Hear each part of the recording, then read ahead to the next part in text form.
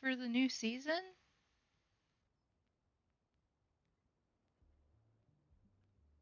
Oh, jeez.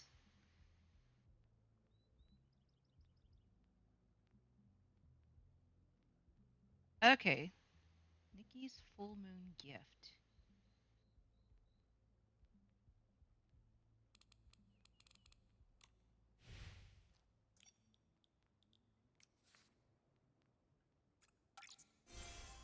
Yay!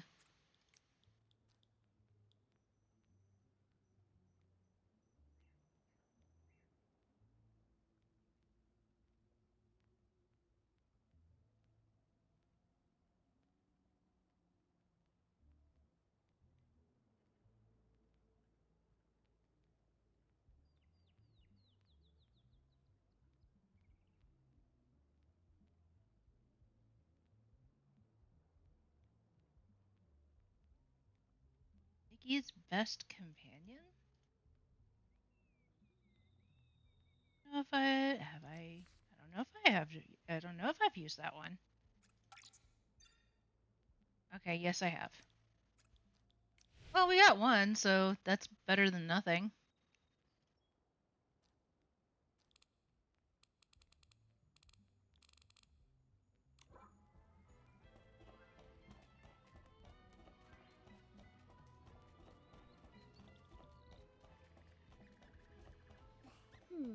Where should we go explore next? I've sent other people gifts, but nobody sent me a gift. I'm kind of sad.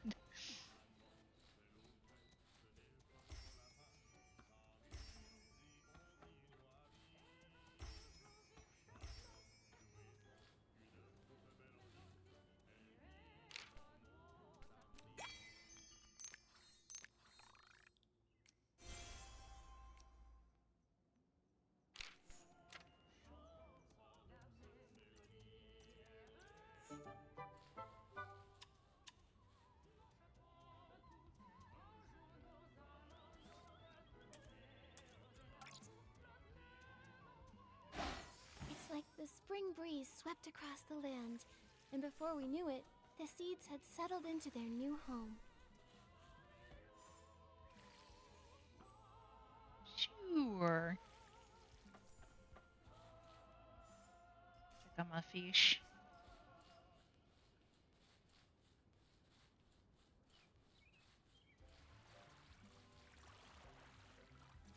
Fishes.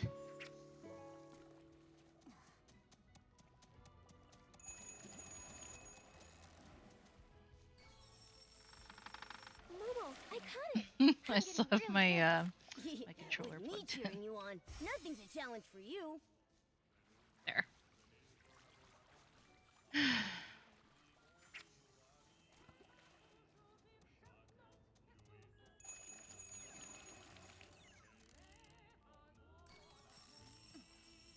Wow, what a haul! Classic.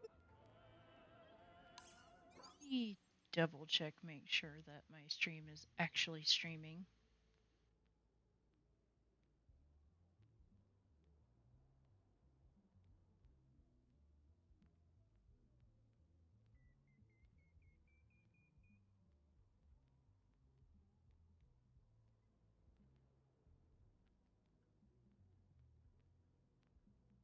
Okay, good, good, good.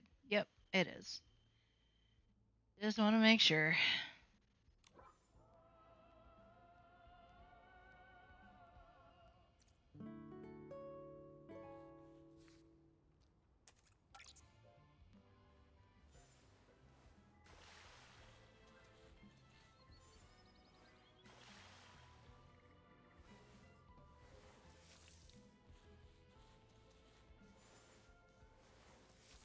Eat the fishes.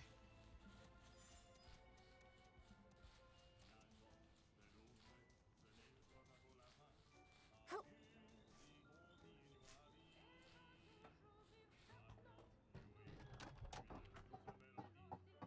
I think I should change the music here.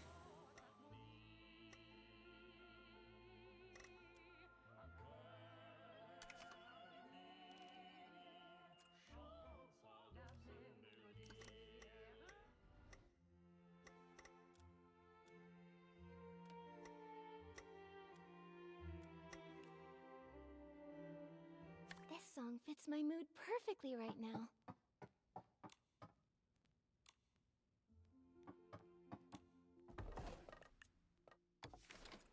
Well, still isn't a whole lot that I can actually make at the moment.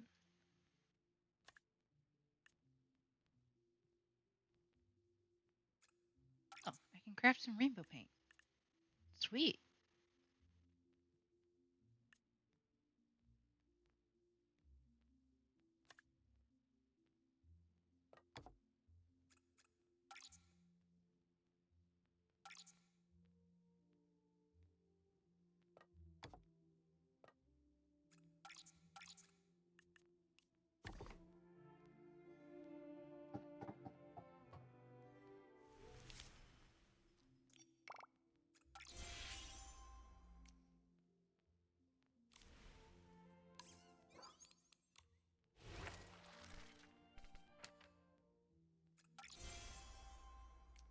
Moving along ever so slowly.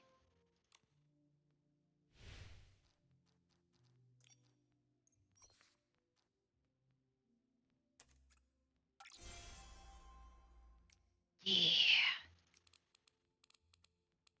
We have enough for a 10 full. Let's go. This is the new outfit. Well, one of the new outfits. This is the main one. The 5-star. The 4 stars, the greens of yesterday. Ooh, this will be a good pull. What we got? Moonlight Greenhouse. We got 3 out of 10.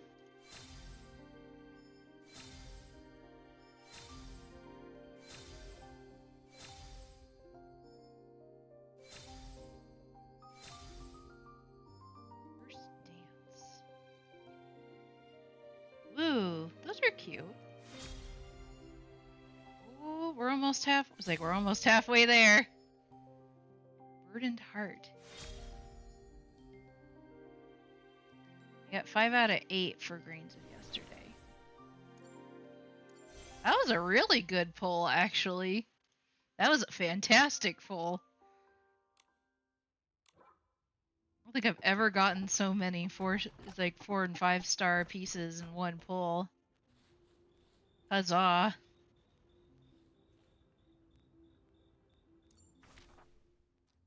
Back to the regular world. And we need to go to the abandoned district.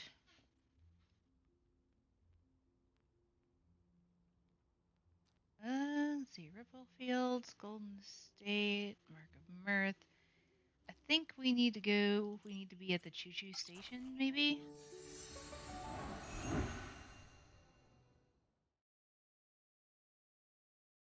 I could just track it, but I at least want to get somewhat in the vicinity of where I need to be before I start tracking.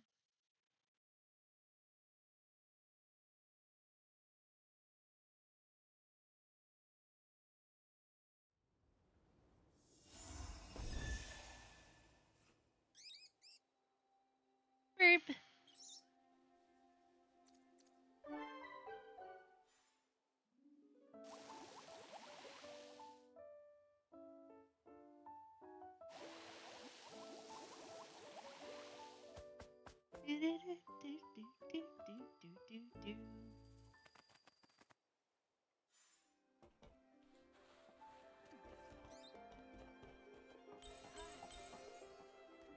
Lag.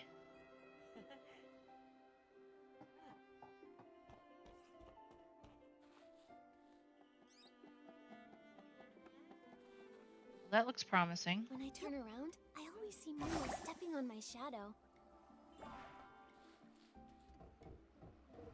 Blooming Flora. Damage is pretty severe. Oh, hey, Nikki and Momo. I'm sorry, I'm in the middle of fixing the choo-choo train, so I can't probably welcome you. Do you need a chair or some nice detergent? No. We're just here to check on you. Flora, how's your injury? Do you feel better? Don't worry about me. I'm much better. Right now, the choo-choo train needs more attention. After the Orium Face incident, The train got pretty banged up and can't run properly. The choo-choo train is everyone's hope. Everyone is eagerly waiting for it to start again. I have to fix it quickly. Need any help? Just let us know. Thank you, Momo. The repairs are going smoothly, but the connection between the carriages is severely broken. Install new connectors. Forcefully join the two carriages. Yeah, no. Let's just install new. Don't forcefully do that. Otherwise, they'll break apart even worse. Why not replace the old parts with the new ones? Out with the old, in with the new. I agree. But new parts might be hard to find, right? You're right. I was also thinking that replacing all the parts might be the fastest solution. The spare parts for the choo-choo station are stored at the stone tree on the upper level of the station. I can't speak. At the abandoned repair shop. Ah. You wouldn't think I was singing earlier. Apparently, I'm just really tongue-tied right now. I still have the critical checks to perform. Could you help me fetch some parts? No problem. Yes, Flora, leave it to us. Thank you. By the way, when you go to the abandoned repair shop, you might meet our caretaker, Tippy. Tippy is very cautious and treasures the repair shop as a home. Be careful when you approach. Tell Tippy you're there on my behalf. That should help her relax a bit. Nikki, Momo, I'm counting on you. Well, it looks like we have to repair the, gonna have to repair this first before we can continue with the season. Adventure!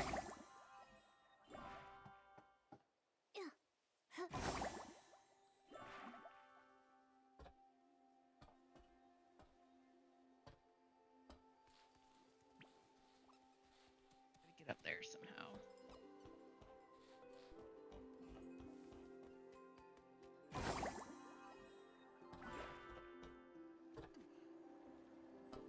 We have a fairly straightforward way up.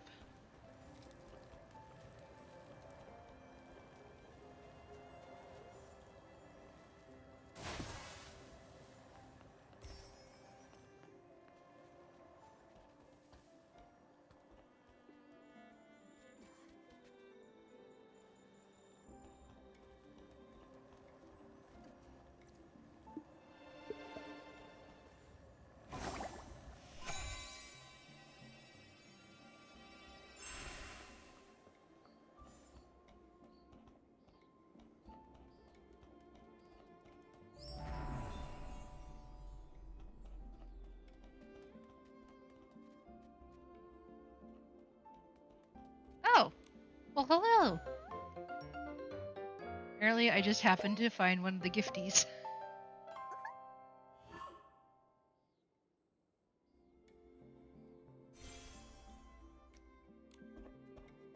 Hey! Hold on a minute. This is an important area for the train. No unauthorized beings are allowed in, including humans and strange cats. Hello. You must be the caretaker. Tippy? Yes, that's right. My duty is to guard the repair shop. No one can approach without a reason. I'm Nikki, and this is Momo. We're here on behalf of Flora to collect some spare tree parts. You're here on Flora's orders, are you? To confirm you're really her friends, I'll have to ask you some questions. Sure, go ahead. First question is, where was Flora's injury last time?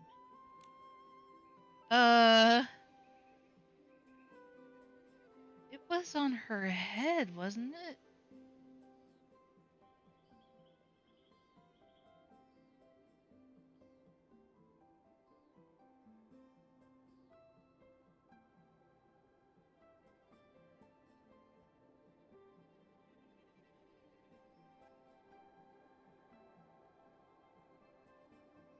On her back. Okay. It's been so long since we've done this. Second question is, who hurt Flora? I want to say it was Giovanni, wasn't it?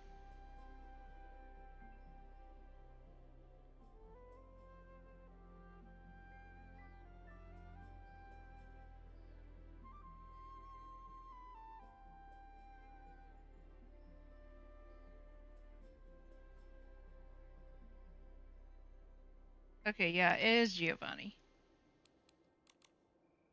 Correct again. The final question. Flora has two admirers. Who are they?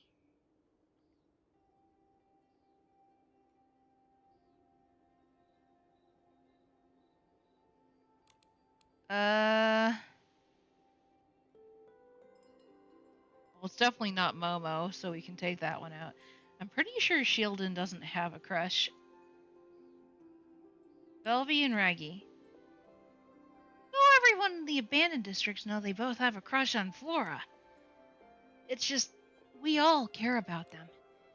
You got all three questions right. Seems you really are Flora's friends. I'll give you the parts. Great. Can you find us the spare parts for the train connection? With them, Flora can fix the broken carriages. Please wait here. I'll go get the parts for you. Here. These are the replacement parts. Please take them. Even though this repair shop is abandoned, it holds many precious and rare parts. Losing any of them could prevent the train from running smoothly. So I have to be extra cautious. I hope you understand. Please make sure you deliver these parts safely to Flora. We will. Thank you, Tippy.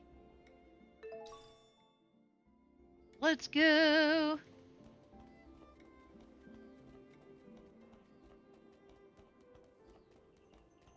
I want to drop down at the right point.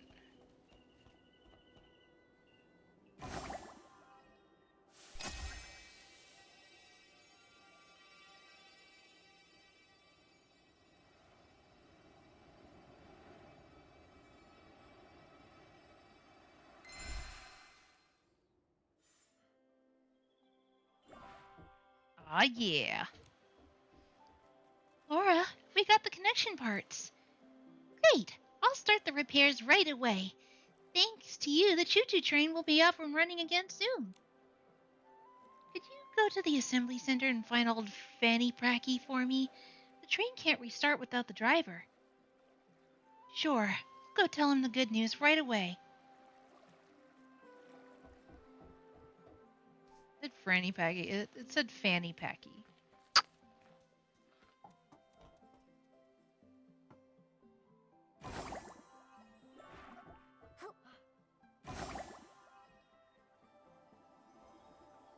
Go up and over.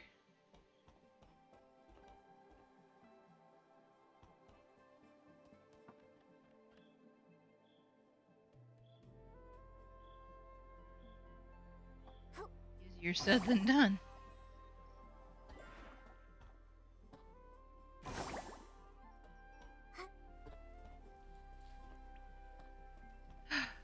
Well, hello. I've definitely missed you. Nice.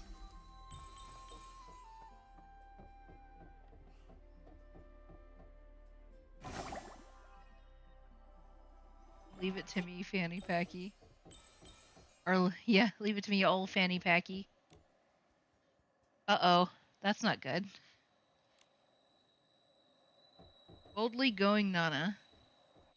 Old Fanny Packy, wake up! Don't scare me! Oh no. Oh no, oh no, I think I messed up. What's the strong smell? What happened? Nikki and Momo, you're here. Please help me. Old Fanny Packy, he used too much of my newly improved Ultimate Stress Relief Detergent and passed out. Ultimate Stress Relief Detergent? What's that? It's a blend I made by mixing detergent from Ripple Estate with some natural ingredients. I asked old Fanny Packy to try it, and he used 3 big bottles in one go. Was it untested? Sounds like even one bottle could be toxic. What do we do? I must be the wrong ingredients. Or maybe the three different detergent types I mixed? The formula seems complicated. Let's think of a way to help old Fanny Packy recover first. A way to help. Let me think. Oh, I once made a detergent that can refresh PCs. That should wake old Fanny Packy up. But I've run out of stock. I can make it on the spot, though. I just need 3 flight fruit and 2 wisteria salts. We'll help gather the ingredients. Nana, you stay here and take care of old Fanny Packy. We'll be back soon. Okay, I'll leave it to you. Old Fanny Packy, hang in there. Good thing I already have all that.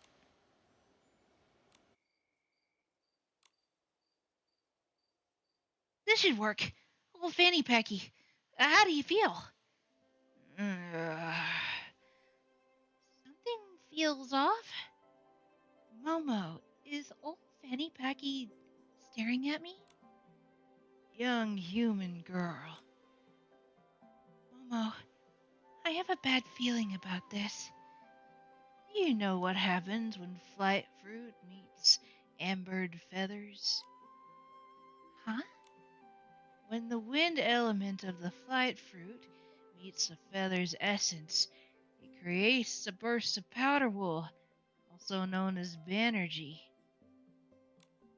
Excess Banerjee can severely affect Stonewood's agriculture and even pollute the entire Silken Lake and Stylist Guild. Oh no, old Fanny Packy is so poisoned he's starting to ramble. Don't worry, young girl.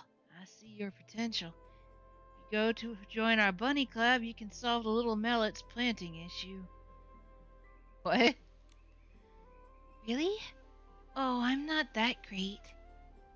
Nikki, don't get sidetracked, or we'll have to help you too. Ahem. Back to the point. Old Fanny Packy waking up means the detergent's effect is reducing. It doesn't seem quite right. Nana, could detergent residue be causing this? It's possible. Let me think. Maybe we can take old Fanny Packy to the water nearby and wash him off again. But ordinary water might not be enough. We need something with a bigger splash. A bigger splash. What if we use a purifying ord to create a bigger splash and thoroughly wash old Fanny Packy? That idea sounds both crazy and feasible. I think it's worth a try. Well, let's take old Fanny Packy to the water nearby and see.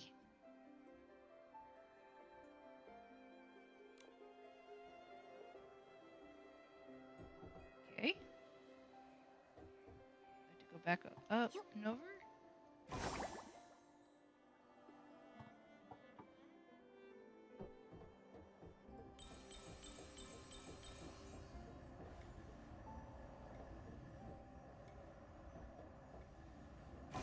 This away.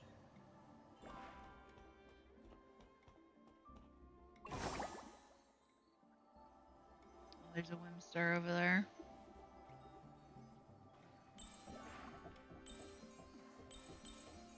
Hang on, Fanny. Gonna do some quick fishing.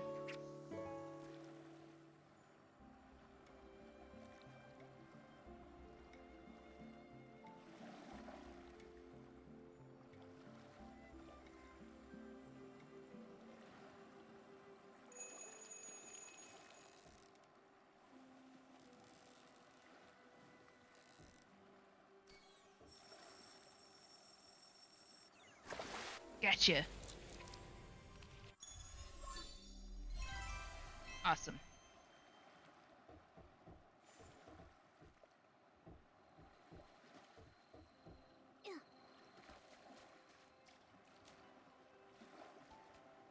Nana, are you sure we can use a purifying orb on old Fanny Packy? Yeah, won't it hurt his back? Don't worry, Nikki. It'll be fine. I feel so dizzy. Poor buddy. Nikki, are you sure this is gonna work? It should. Old Fanny Packy seems to be waking up slowly. Let's try it again. Nikki, let's stay in the shelf. Where am I? Old Fanny Packy, how are you feeling? Do you remember what happened? I remember I was using a lot of detergent and everything went black. Great! Old Fanny Packy can talk normally and remembers what happened. I had a dream. A dream where Blush Bunnies revolted and led a giant Flora sheep to take over the abandoned district, demanding I hand over the choo-choo train's controls. And then there was a torrential rain, thunder and water spouts hurling flight fruit and wisteria souls through the air, completely shrouding my vision. Wow, what a thrilling dream. Did the invaders get swept away? No, Nana with long pink hair suddenly appeared and threw stone dew nectar in my face when I woke up. Actually, that was me using the purification. Ahem, it was just a dream. Just a dream. Oh, Fanny Packy, it's all my fault for using an untested detergent on you. That's why you passed out. You were just trying to help me relax. It's not your fault. My fault for not using the detergent properly at my age. It caused you all so much trouble. It's okay. I don't think it's anyone's fault. Despite the little mishap, it was all out of concern for each other. Yes, Nana, we've been together for so long, we're like family now. Nothing serious happened, so it's fine. Yeah, you're all my family, and the train is our home. The train is our home. Now let's all go home together. Flora must have finished repairing the choo-choo train and is waiting for us at the platform. All right, let's head over there. Nikki. Oh, sorry. Nikki, come quickly. We'll be waiting at the platform. At least that was a fairly easy thing to work to do.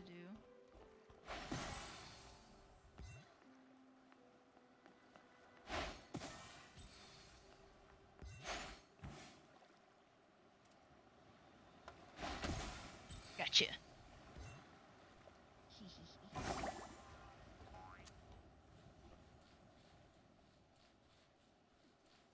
Up we go.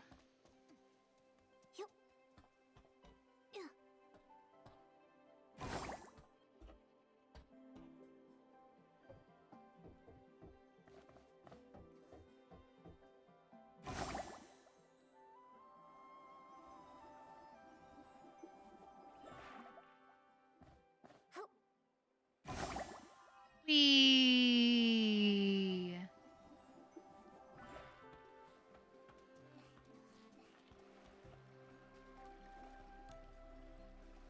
Nikki, Momo, old Fanny Packy and Nana, you're just in time. The choo-choo train is fully repaired. Great! My old buddy can finally start again. The passengers can start on their journeys too. Thanks to Nikki and Momo, the chaos at the station will end early. I prepared a gift for you. Nikki, please accept this train conductor hat. Wow, it looks like the hats that you wear. Yes, I modified it based on our conductor hats, but it's just part of the gift. What's the actual gift then? It's what it represents.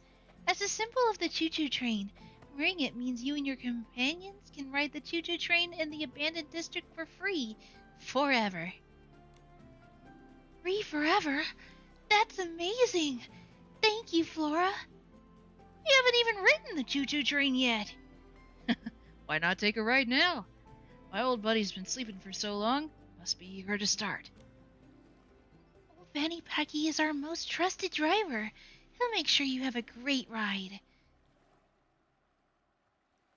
We'll go let everyone know the train is fixed. Pardon me, and we get our own little tutu hat.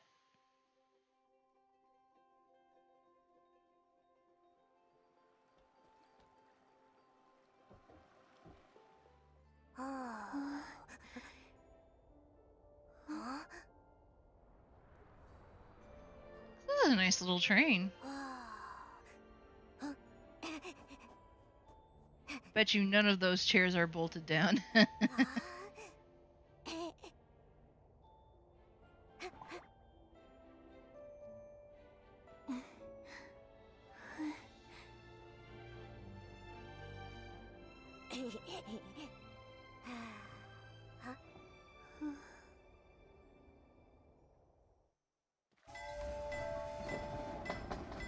Choo choo! I have no idea where we're going though.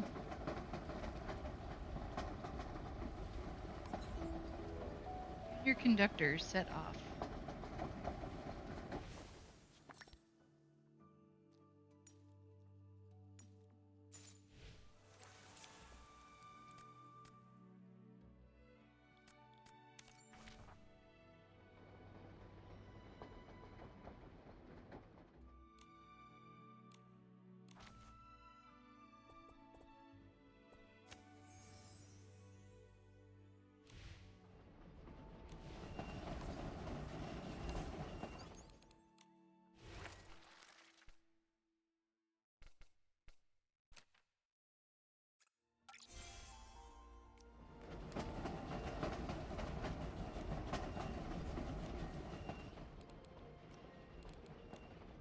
What did Dada have to say to us? Nikki, good news. I've heard that the Golden Tango Julie, the sovereign of Sexy, is returning to the abandoned district. Is that the legendary Madame Julie, the one who activated the Stoneheart with her dance? Exactly! Now the long-awaited Ripple Estate soiree can finally take place. Miss Jenny specially asked me to deliver this special invitation to you. She said when the new moon taps on barrels brewing their fragrant secrets, and the evening breeze stirs the sweetness of the berries, dear Nikki, please come to the Ripple Estate and join this long-awaited celebration. We'll be waiting for you at the choo-choo station platform in Ripple Estate. This Ripple Estate soiree won't be complete without you, and the bounty of the harvest. Yes, Momo and I will definitely attend. All right then.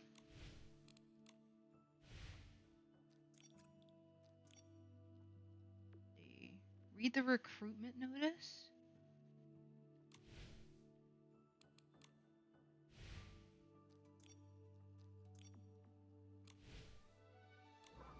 I wonder what the Ripple Estate soiree will be like. I can't wait. Nikki, are you going to co-star with Madame Julie, the sovereign of Sexy herself? She's a total legend. If you're going, be sure to pick up here. I think we'll do pretty well.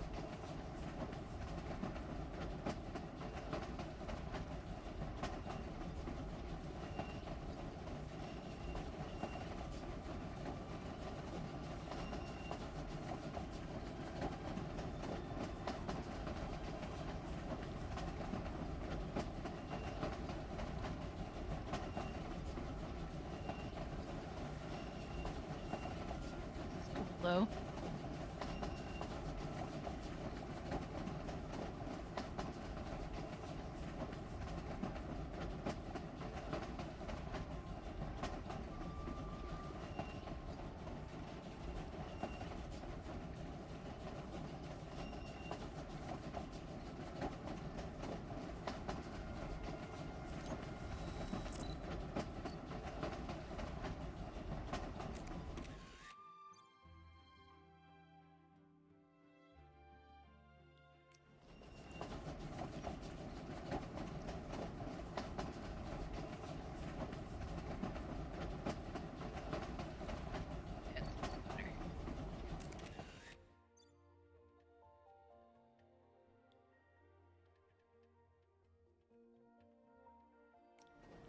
Adventure time. Oh, well, there was a there was a Whimstar over there, but we're currently on a moving train. Probably best not to just jump off, huh?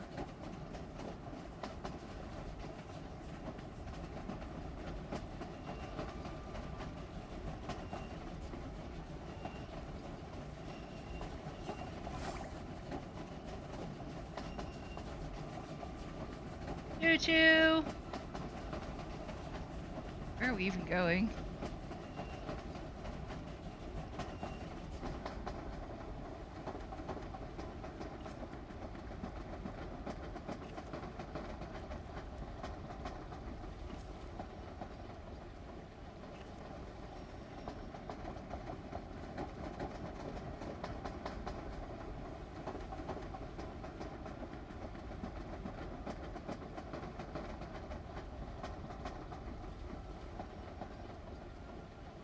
Here's the train station.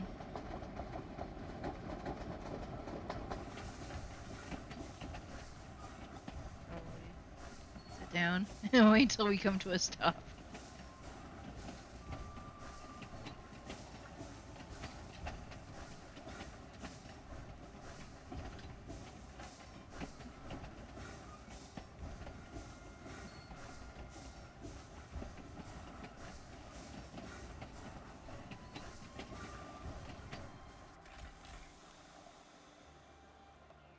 Choo choo!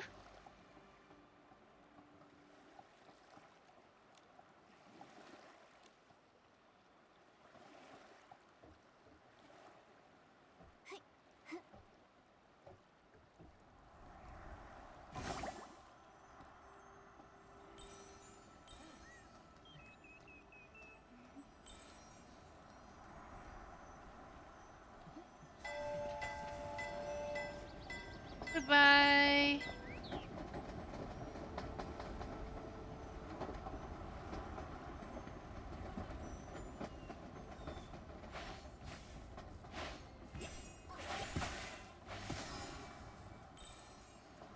Money, money, money, money, money, money, money.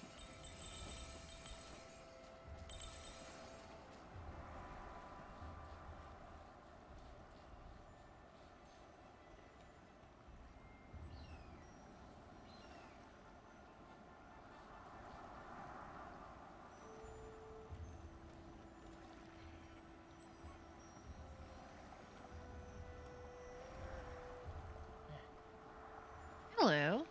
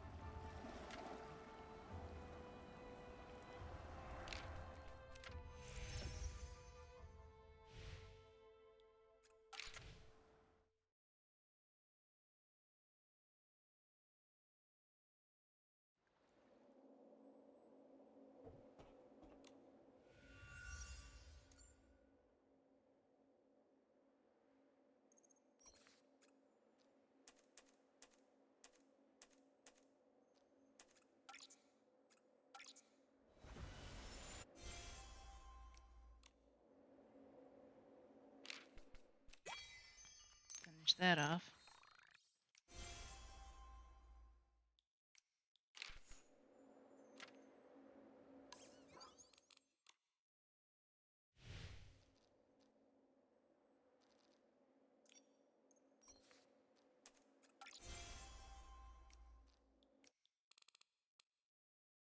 Anyway, quests.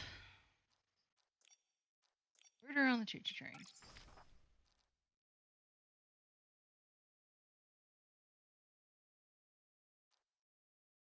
There.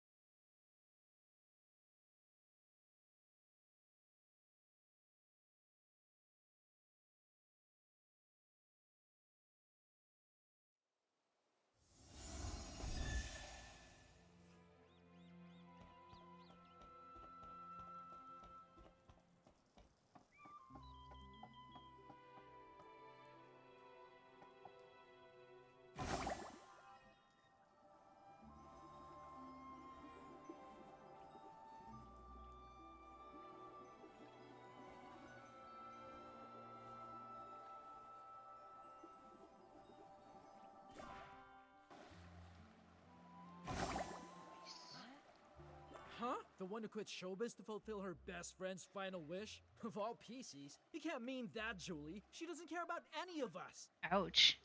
Oh, she doesn't care about us? Really? Could that be because since her friend's passing, there's been no room in her heart for anyone else?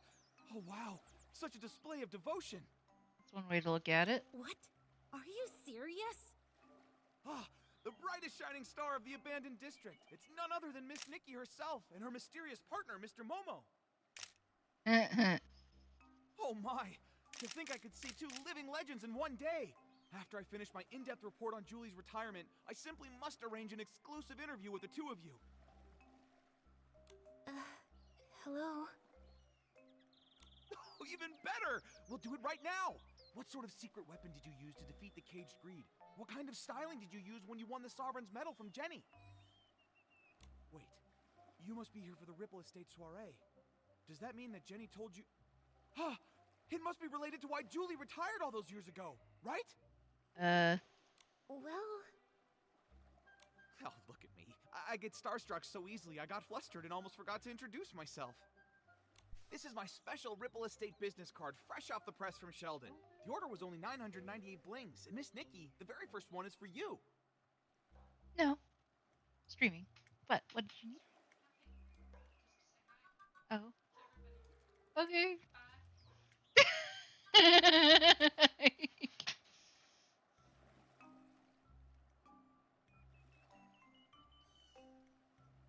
Columnist for the Brazen Beacon. Weather is splendid. Tommy, the little columnist for the Brazen Beacon, is ready to make a big splash at Ripple Estate. Buttons and all. And I'm Snapshot Tommy, all the way from Sitia, star reporter for the Brazen Beacon, columnist for the filler page. The filler page. From Sitia? Huh. I always thought that all PCs come from the abandoned district. About that, I've done a bit of research. Oh. It seems like both sides have a point. I can't believe that PCs outside the abandoned district don't even believe in the Silver Gill. Oh no. Did you write this report, Tommy? It's you. The water ferret. I mean, I suppose there could be worse. Hi, Inky. Welcome. What? No, I'm not here for research. I was looking into Julie's story and happened to peruse some materials on the abandoned district. I came here to dig up some juicy scoop in Julie's hometown and find out the truth behind her retirement. Why don't you just ask her? Do you think I'd pester Queen Julie? She's so tough she'd sass that whole pack of sly old foxes from the Kingdom Daily. Besides, that's not how I do my investigations.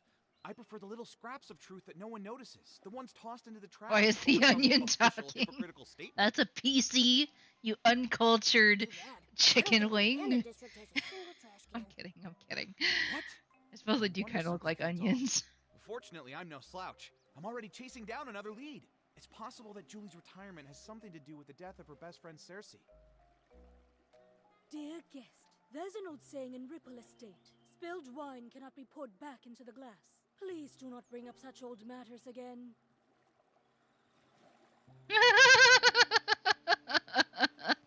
I know. What you up to Miss today? Nikki, Mr. Momo, welcome to Ripple Estate. Miss Jenny wanted to greet you personally, but I'm afraid she was called away by Pomey for a final inventory check. She'll be here later. That's all right. Just church and We can sleep. use the That's time to fair. explore and learn all about the Ripple Estate soiree. I had church and I attended a baby shower, which was still held at the church. Oh, hey, that reminds me. I still haven't even asked about the time when Juliet joined Ripple Estate as a mysterious savorist. Who's Juliet?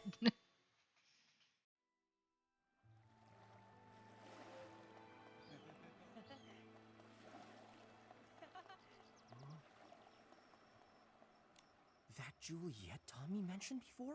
She's even more amazing Juliet than I is thought. Romeo's boo. No talent scouts, no connections, just faith in her own charm and charisma. She went from Prosperville all the way to Sitia and became a trendsetter. She's so glamorous. Are you saying that the charming Madame Julie in her wonderful straw coat isn't glamorous? If you ask me, of all Juliet's designs, only the straw coat that created Madame Julie is really worth anything. Okay. If Juliet the Human and Julie the Peasy had a styling duel, the winner and the one crowned the Sovereign of Sexy would be... it would definitely still be Madame Julie. Alright then.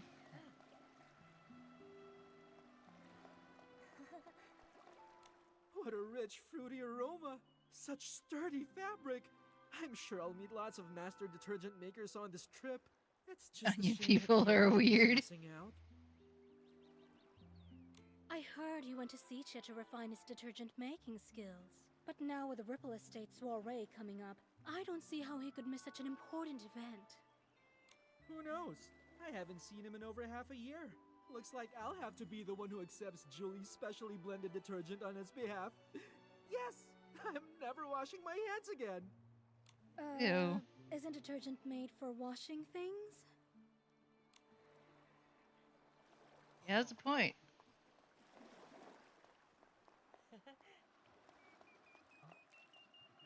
The Dawn's First Light bottle from 2 days ago. I can still smell it. It's amazing.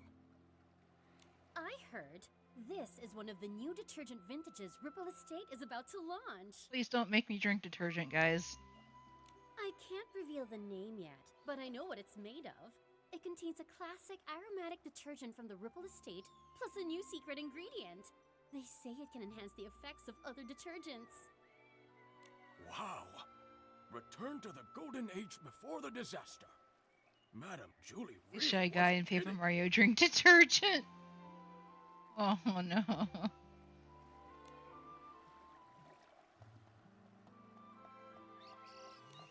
Oh, please, give me a break.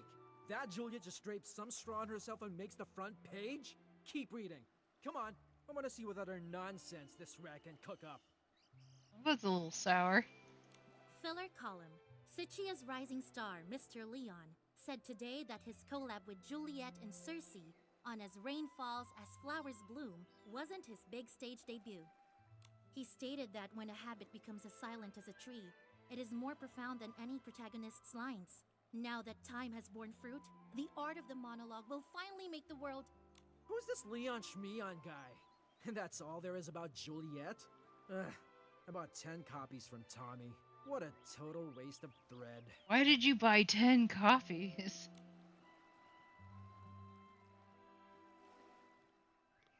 Nikki, Momo, welcome.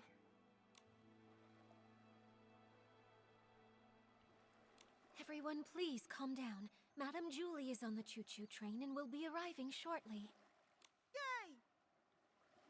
I'm guessing that's Julie. She does look very glamorous.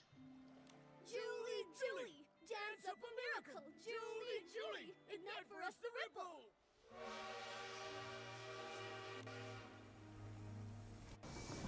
Oh yes, the Wells Fargo rockin' is a coming down the track.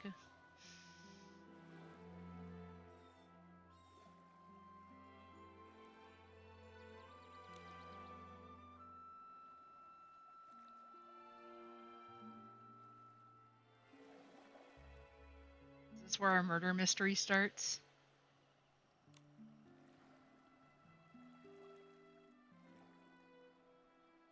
Uh-oh.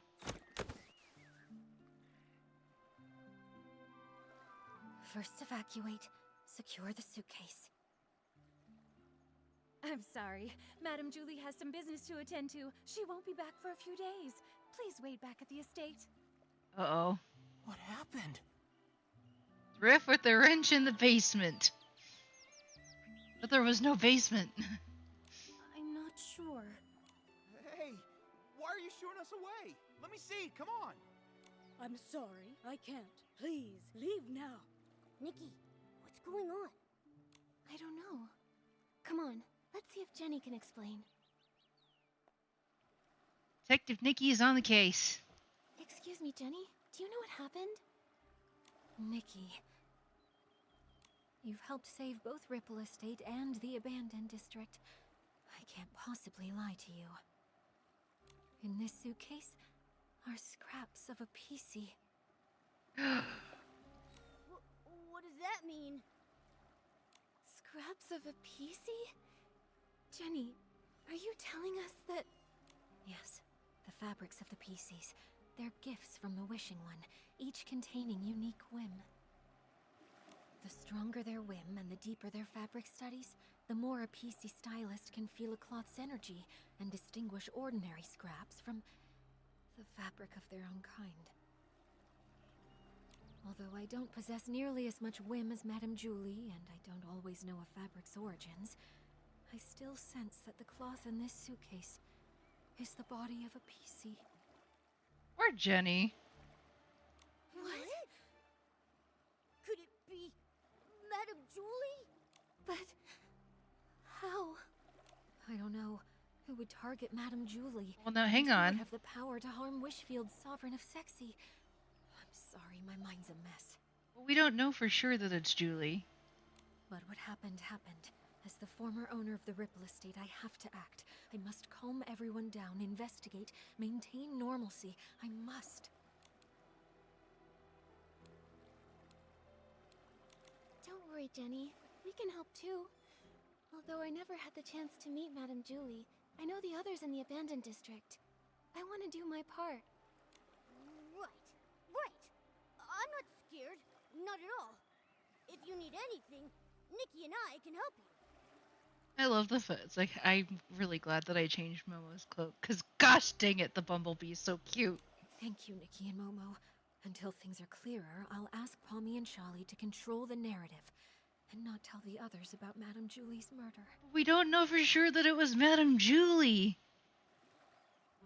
I know we moved the homeless people in the abandoned district, but they're not homeless? Next, we must find the culprit. But with only fabric scraps, where would we even begin? The only thing we know for sure is that it is a PC, but we don't know which PC it was. We're only assuming that it's Madame Julie. I can help. There may be clues on the suitcase or inside the train. Oh, we should also ask the staff on the choo-choo train if they know anything.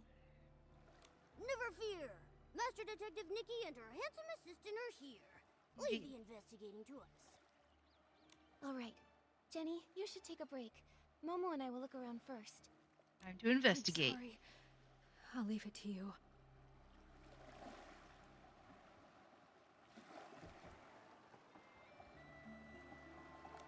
Is this from Madame Julie's journal? Julie's journal. Some fragmented detergent recipe notes, hard to read.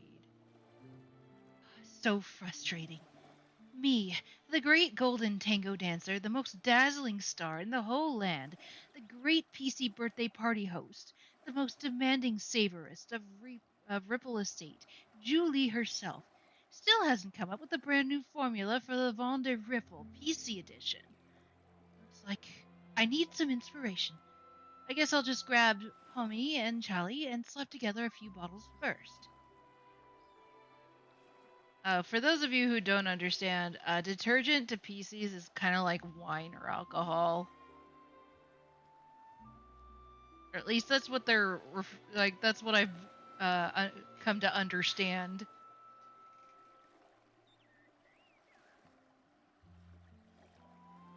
Shouldn't it be oil? No, because they're literally scraps of fabric sewn together.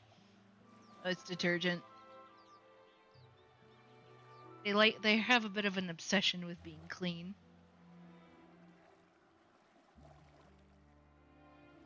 Tide Pods are drugs then.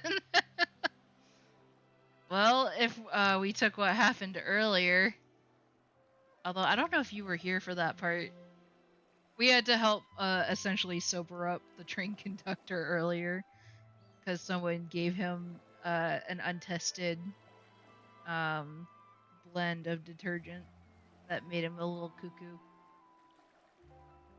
But we had to wash him off for it to lose its efficacy.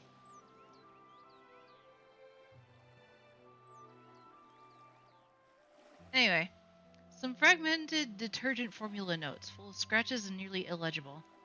Hot, fiery, feverish, contagious. Sing, It won't do. It won't do. Hasn't that little one gone quite a few days without writing? Talk about advanced studies. Don't tell me they've already forgotten about Ripple Estate. To find a fragrance worthy of the Ripple Estate soiree, I'm afraid we'll have to make a trip to Sitia anyway. Might as well drop by and check on them while we're at it. It's been centuries since I last came, hasn't it? The changes are truly remarkable. This time I bring some bad news, but also some wonderfully unexpected good news. Oh, hey, Darth! Thanks for the lurk! I never imagined so much would have happened. What I didn't do back then, I still have time for now. Well then, that hurts a little. That's enough writing for today. Homebound. Jenny said that Madame Julie left without a word to find a fragrance worthy of the Ripple Estate soiree. This journal seems to confirm that. It seems she was a very spontaneous lady, so I guess it's not surprising she'd suddenly leave. But since she decided to return to the abandoned district, does that mean she found the formula she was after? Maybe. It says here that she got some good news unexpectedly. But something's not right. A little painful. In the second to last entry, Madame Julie said something was a little painful and stopped writing. I'm worried she might have gotten injured, or maybe even sick. Whatever happened, I have a feeling it's connected to this case of the scraps in the suitcase. Oh, we even got a title draw. That would make sense. Nikki, did you Scraps find in the anything else? suitcase. I did. Formula? Madame Julie never wrote down the latest formula. I'm not sure if she wrote it down somewhere else or brought a sample with her. In any case, we haven't found any related evidence. Could the person who attacked Madame Julie have been after that formula? That is a possibility. Detective Nikki and her incredible sidekick have done it again. What happened before Madame Julie returned to the abandoned district? It's all coming together. But there aren't even any obvious traces at the scene. Whoa, Nikki, could we be dealing with one of those professional assassins from the comic books? The really nasty ones? Don't worry, Momo. Whoever they are. If we work with Jenny and the others, I know we'll catch them. Killing a lovely old lady like her in the peaceful abandoned district. It's terrifying. Who knows what they'll do next? We can't just let them get away with this. Alright. Julie's notes on the train.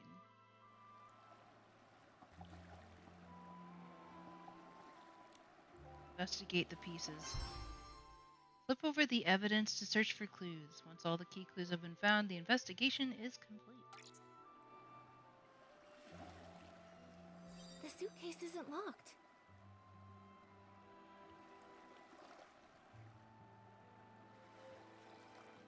This must be Madame Julie's exclusive logo.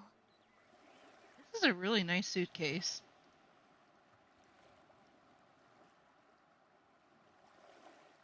Is this straw? Is that what that is? I thought those were scratches. Straw? Hey, Nikki! Remember the celebrity, Juliet? Didn't those PCs say Madame Julie was born from her straw coat? Right. What makes I a heard Madame Julie straw wears a straw coat? coat now too, and it really suits her. The exclusive logo, plus the straw on the back of the suitcase. It seems this really is Madame Julie's suitcase. She went all the way to Sitia, yet the surface of the suitcase is still so clean. Even the handle is polished. Madame Julie must have really cherished this. And now it's being used to carry... that killer! They're horrible! It's a shame there are no more clues about the killer. This suitcase wasn't locked, so anyone could have opened it, which means anyone could be the culprit. Guess we're not going to review The PCs what's of the inside. abandoned district made this to welcome Madame Julie. She was so beloved here. If they knew what happened to her, everyone would be heartbroken.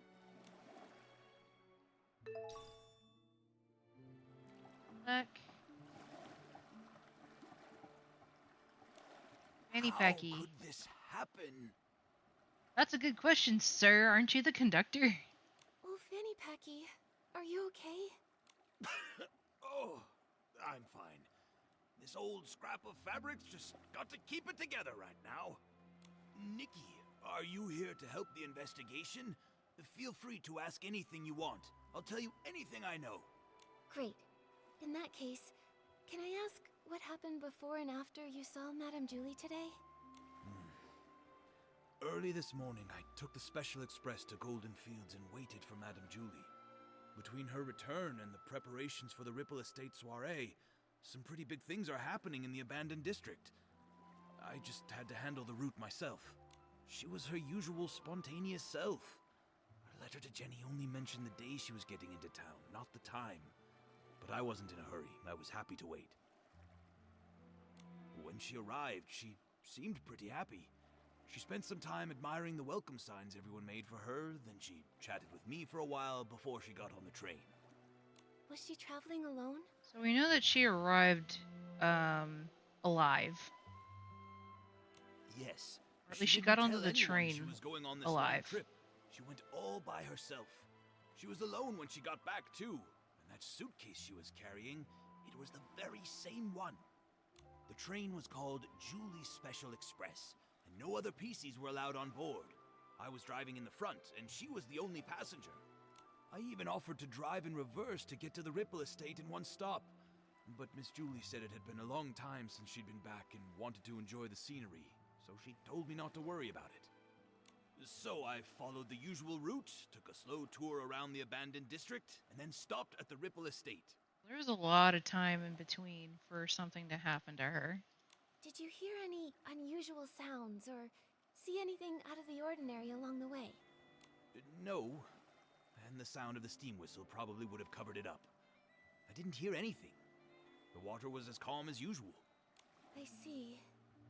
That's all for now. Thank you, old Fanny Packy. I'm so sorry this happened. All right. I'll leave the investigation to you.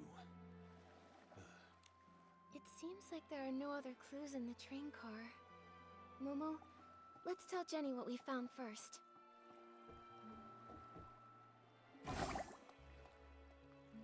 Hi, Jenny. The golden age may end, but the soul of sexy never fades. That's what you always said. But how could the abandoned district's most charming soul take her final bow like this? Jenny, are you feeling better? Nikki, I'm sorry for my behavior, and for putting this investigation on you. I understand. You and Madame Julie were close friends for so long. This must be so hard. But we finished investigating. Thank you. That suitcase is so important. I had Pommy take it back to the manor for safekeeping. But I kept this photo, just in case we missed any evidence. Did you happen to find anything? Did we see this earlier? The killer was careful and didn't leave any evidence behind. But I have some theories. According to old Fanny Packy's testimony, Julie boarded an empty train, but was somehow murdered before it stopped. The killer must have come from the water and snuck on board, then escaped afterwards. Once again, we're kind of just assuming that she was murdered, but if she was in pain beforehand, how do we know that she didn't just pass away from natural causes? For some reason, they put Madame Julie's fabric inside the suitcase and sent it on to the Ripple Estate. And there's one thing I'm really worried about.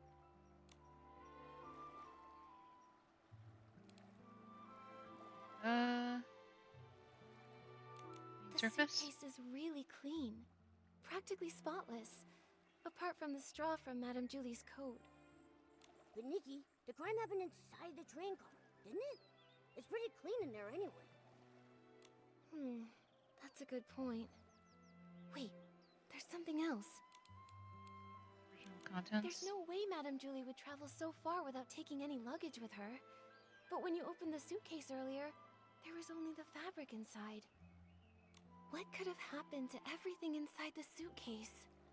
That is strange. Madame Julie always valued her quality of life. She even made sure to regularly clean her suitcase with one wash fresh detergent. I'm sure she'd have packed a lot when she traveled. Nikki, are you saying you think the killer stole everything out of Madame Julie's suitcase? Yes, based on what she wrote in her journal, the suitcase had... Local specialties, the formula of Von de Ripple.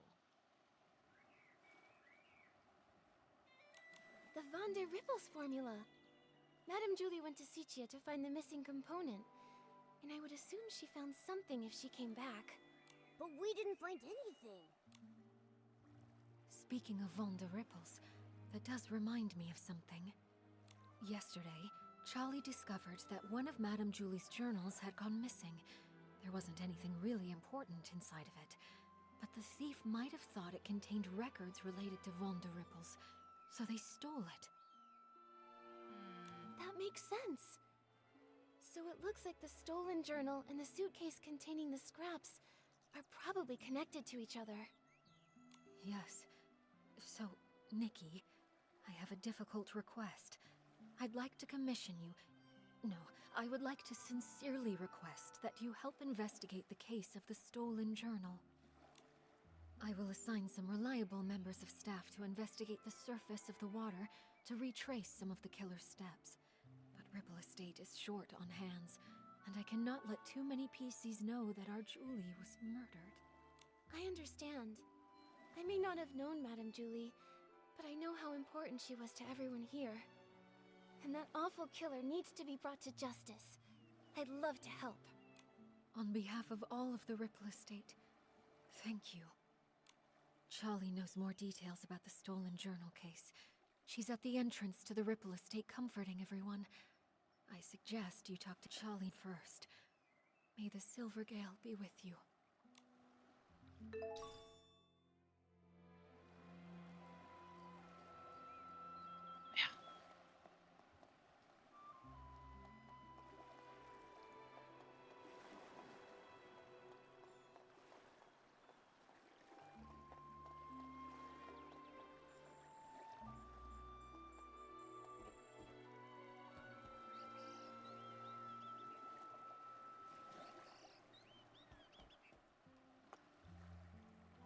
Booter.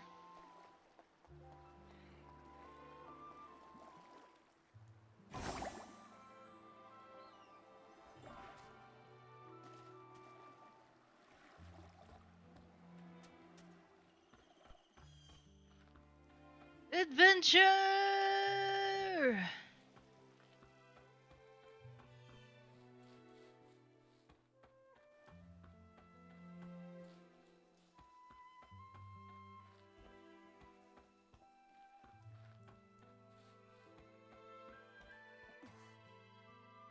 Hi, Fat Cat! Braids in rows, the dreaming child with secrets glows. Have no fear. We've no fear. He said that Madame Julie isn't coming back, and the bad guy hides in the shadows with a huge pair of scissors. This is truly despicable slander. It must be from that blabbermouth of a columnist.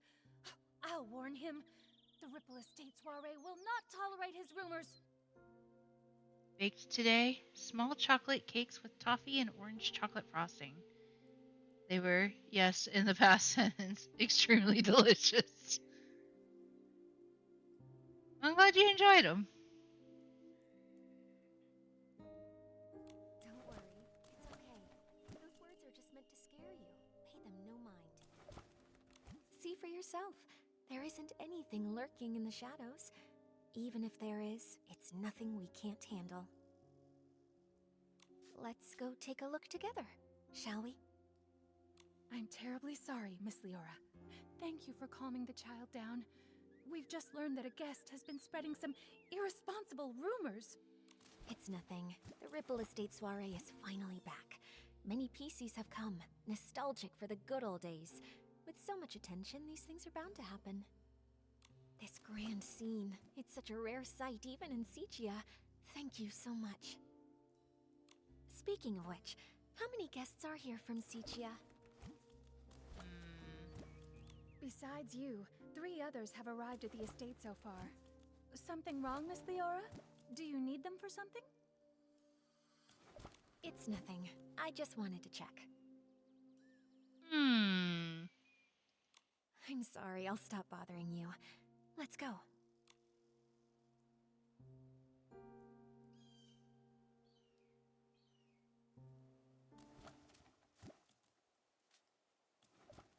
Oh, hello, Charlie. Kelly?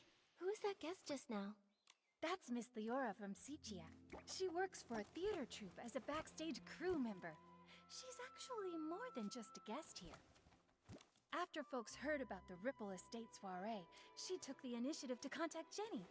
She wanted to work behind the scenes for the event. Might have ate them all. Got the recipe, you mean? A receipt is like something you get when you buy something.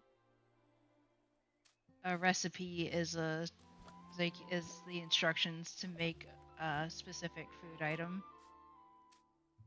There's enough for 14 small cakes. You should last you a while so you can give it to your girlfriend. You ate them all? You didn't save any for your girlfriend? Dude. Better hope she doesn't find out. In that case, she must be very interested in any news concerning the Ripple Estate soiree and Julie. She probably knows a bit about the estate's layout, too. What's wrong, Miss Nikki? Well, Jenny asked me to investigate the case of Julie's missing journal. Can make more. She thinks it might be related to Julie's murder. And that is true. Ah, it sounds like Jenny has already told you. Indeed.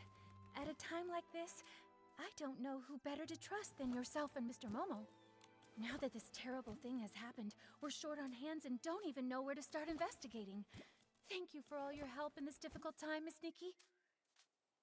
I understand. I also can't imagine who would hold a grudge against a PC as kind and respectable as Madame Julie. Hopefully, the case of the stolen journal can give us a clue. The journal was stolen on the very day before Julie's Special Express arrived. Oh? Lately, Pommy and I have been taking turns patrolling around the estate to maintain order. I take the day shift while Pommy takes the night shift. That day, I ended up switching my shift with Pommy's because, well, it's a bit embarrassing to say, but I spent the whole previous night showing a friend around the estate and just didn't have the energy to patrol the next day. A friend, huh?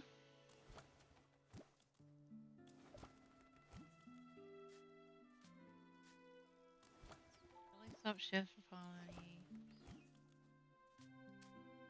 Polly discovered that Julie's journal, normally kept in the savoring garden, had gone missing. The day and night patrol routes are different, with different points of focus. I asked Pommy for advice beforehand and noted down the key things to watch out for on the night shift. But around 9 o'clock that night, when I was patrolling around the savoring garden, I found to my surprise that one of the most important items, Madame Julie's journal, had gone missing. Sounds like we need to talk to Pommy. I made sure to search the area, confirmed it had been taken, and reported it back to Jenny. What does the journal look like? We'll help keep an eye out for it when we're looking around. It's a red notebook. Oh, when I was showing my friend around that night, we took a photo near the savoring garden. Miss Nikki, look! You see that red journal sitting there with the other things, don't you? Her friend? It seems the journal hadn't been stolen yet when Pommy was on patrol the night before. Charlie, do you have any suspects? Her private journal was always kept there. Much like the rest of Madame Julie's personal items, no one would touch it or even give it a second thought, really. It does seem kind of, counterintuitive to have something that personal just out in the open. I hate right to be suspicious of our guests. I really do. But to have all of this happening right now when the Ripple Estate is full of new faces, it just seems a little too convenient to me. Yes. If a PC from the abandoned district wanted to commit the crime, they would have had other opportunities. They wouldn't have to risk being discovered by a patrolling PC. Visitors, on the other hand... But I know it's not good to jump to conclusions without solid evidence. Charlie, I'd like to go see the place in the photo. Is that alright? Of course. The Savoring Garden is just over there, on the Stone Tree platform. Please forgive me for not being able to accompany you. I have to calm everyone down and stop too many rumors from spreading. I just can't seem to get away right now. I understand, Charlie. I will bring you the truth and catch that killer. Don't you worry. And I'll always be Great Detective Nikki's right hand. Thank you both so much. Pommy should be patrolling around that area. If you run into any trouble, be sure to go find him. According to the cat psychologist, Big Kitty is jealous of Little Kitty when Little Kitty comes and lays down next to me. And you pet her. Because recently Big Kitty has started to attack Little Kitty when she's too close to you. Aww. You're a jelly baby.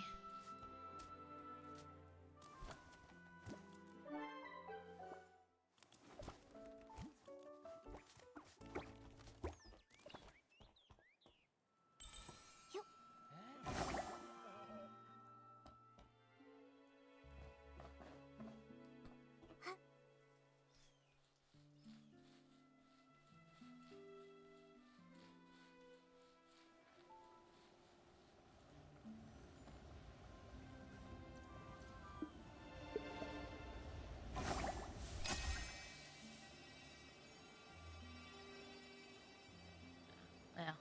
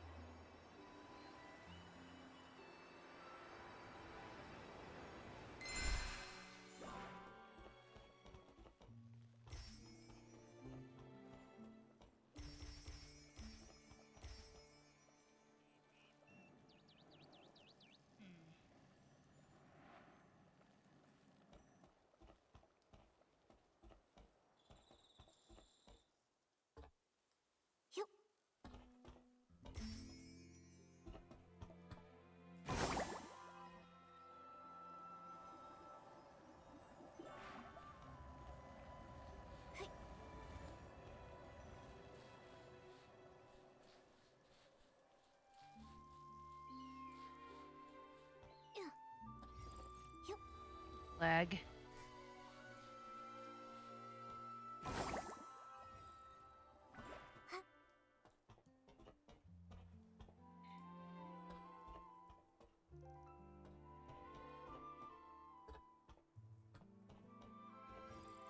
Just have to teleport.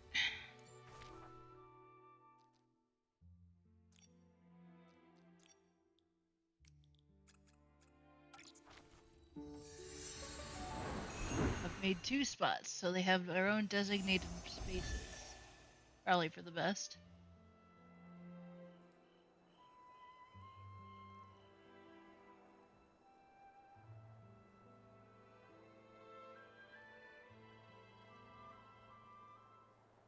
Lady is currently an only child. Be extinguished, all of you, for this era's tragic end. Julie, Juliet, in your eternal slumber, let me write your eulogy. Ah, Mr. Leon, stop it. Please stop. The whisper of truth has been carried to my ears by Tommy, and you, Julie's followers. Why do you hide secrets in your berries? Huh? That columnist is spouting nonsense to everyone again. He's got a bigger mouth than the Ambird outside my house. Don't you believe a word he says? What are you all doing? Alas, thankfully, friends with proper etiquette have arrived to mourn the fall of a shining star. Since you pursue her glory as well, you must have also seen me. burning alongside her on the stage. This vessel cursed by drama is Mr. Center Stage, Leon. Leon. Oh, I think I saw that name in the newspaper that Tommy sold Sheldon. He co-starred in a play with Juliet. So even Tommy can't forget me. Figures. Even a gossip reporter has no choice but to let my name roll off their tongue. Okay, sir. You must be referring to As Rain Falls, As Flowers Bloom. In that performance, I portrayed a silent patrolman, but I still commanded the respect of that entire audience. That's why they call me the king of the stage, you see. Do they? So you're saying you didn't have a single line? Actually, I found as someone who does theater myself, lines aren't really actually all that important. I intended to catch up with Julie during the Ripple Estate soiree and persuade her to come with me to stir up Sichia's twilight once more. A pity. What a pity. Julie, how else shall I mourn you? Wait for the truth. I understand your grief, Mr. Leon, but Tommy was only spreading rumors. Please don't take them seriously. Exactly. By listening to Tommy, you might be crying over nothing. Ah, another who understands the art of pacing. In that case, I'll stop bothering you. May we see each other again at the next dawn's first light. Yay. Tommy, are you doing all right? Thank you for helping me get that dramatic PC to leave. He flung himself on the suitcase in mourning. I couldn't pull him off. So unpumped. If Madame Julie were here, she'd have something to say.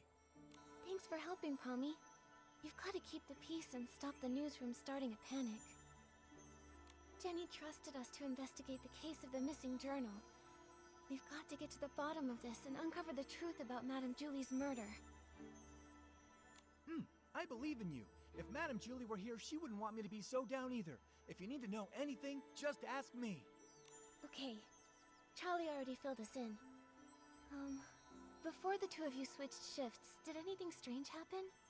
I don't think so. I usually patrol the Savoring Garden around 12 o'clock. Every time I make sure to check Madame Julie's things according to the list. I've never noticed any of her things go missing. I don't know what was going on with the direction for this voice actor, but he is just like going rapid fire. He's speaking so fast when he doesn't really need to. Besides, only a few PCs pass through this area during the day. At night, it's just me on the night shift. That was a good line. Never taken place here before. I can't believe this is all happening before the Ripple Estate soiree. Never mind that. I'll take you there. You can investigate anything you need to. Like, dude, slow down. You can take a second to breathe.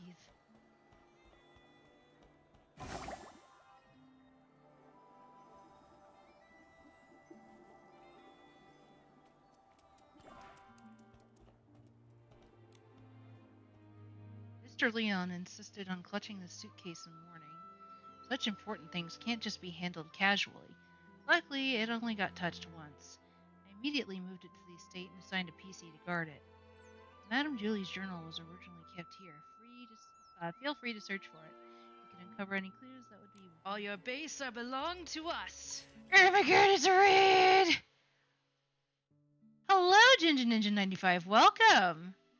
Hello, everybody. Welcome. Glad you guys could come join us on this murder mystery. We're investigating the murder of Madame Julie, who is a PC. So really, it was actually just a bunch of rags inside of a suitcase. But yes, hello everyone. My name is Stitches. I am a mimic in the shape of an otter. Just want to put that out there. I'm not a furry, I swear. But like I said, we are currently doing a season quest. You're investigating the murder. Huh. Is that the journal? Madame Julie. What? Nikki, are you saying this is Madame Julie's journal? But didn't Jenny say that Charlie confirmed it was lost? Eh? Wait, we found the journal already?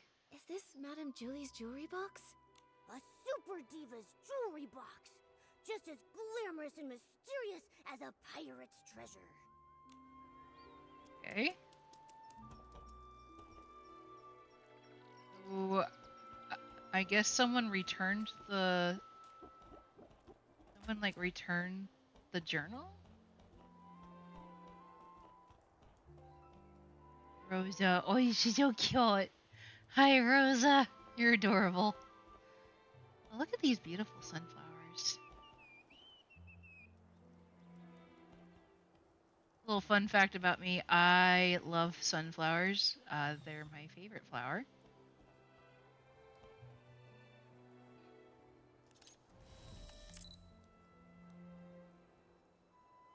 Fun little...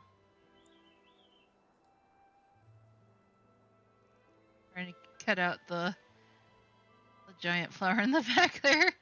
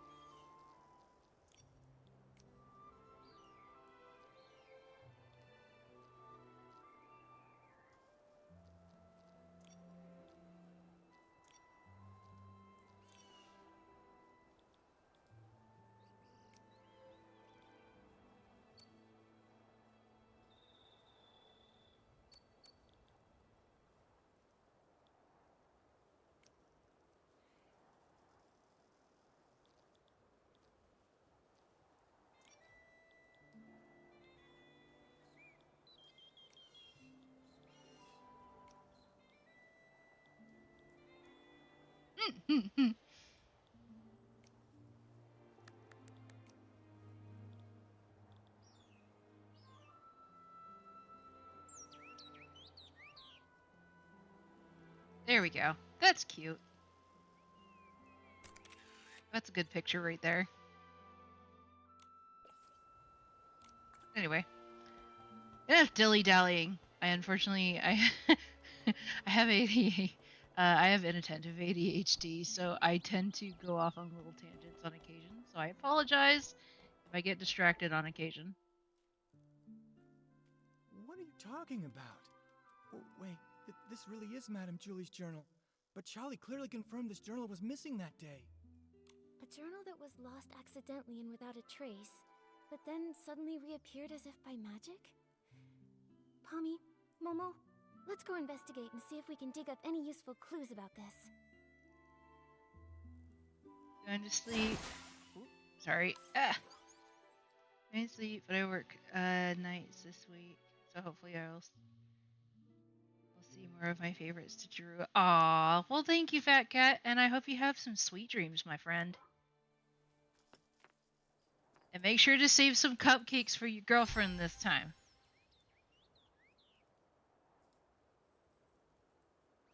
Did it get stained somehow? Huh. It smells like a special fragrance. Hmm.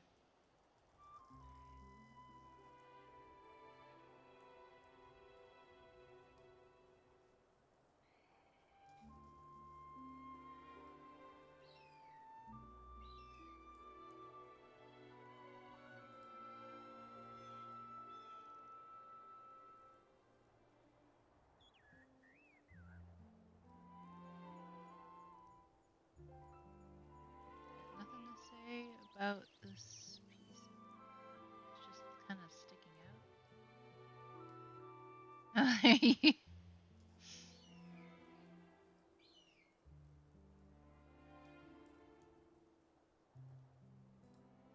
What am I missing?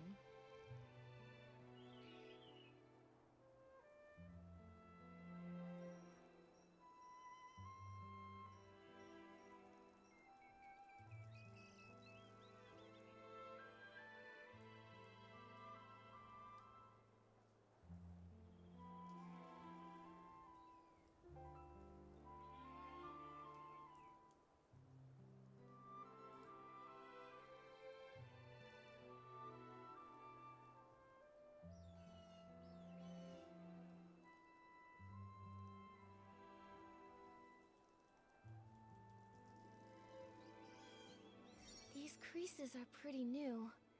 Someone must have gone through it not long ago. That took a hot minute, didn't it? Pommy, do PCs usually read Madame Julie's journal? No! How could anyone be so rude as to look through her personal belongings? Because they're right out in the middle of nowhere, guys. I know you have, like, patrols and everything, but it's literally right there. Anybody could come in and take a look at it. In that case, I think these new creases were most likely made by the thief. If they stole the journal to read it, why did they return it? Maybe you didn't have what they were looking for? Then that stain on it must have been left by the thief too. It smells good. What is that stuff? Let me smell it. Oh, isn't this the special blend Super Scented Palm? The two main ingredients are Super Duper Palmed and One Breath Bliss. The scent is designed to last an extremely long time. Whoa! Hold on. What is with these names? Does no one here know how to name a detergent properly? Lol. Coming up with names was actually Madame Julie's strength, but since she's left, we've had to name them ourselves. I think Super Duper Palmed is a really cool name if you ask me. Did you come up with that one all by yourself? I did indeed. The Super Duper Palm detergent is a new product developed specifically for the Ripple Estate soiree. It brings together the power of all the detergent experts in Ripple Estate. So, obviously, I needed to win the press-off competition against Charlie so I can finally get the naming rights. So you decide naming rights just as professionally as you decide names. Super Duper Palm doesn't smell like much of anything on its own, but when you mix it together with other detergents, it has the power to enhance their effects. I can't think of any better name for something so palmed. Uh-huh. But its effect isn't very stable yet, and can be a bit too powerful. Sometimes, the smell of the Super Scented Palm blend will hang around for days and days. So all the different formulas for Super Duper Palmed are still being adjusted. You can't even buy it yet. Wait, if these detergents aren't on the market yet, how did they end up on this journal?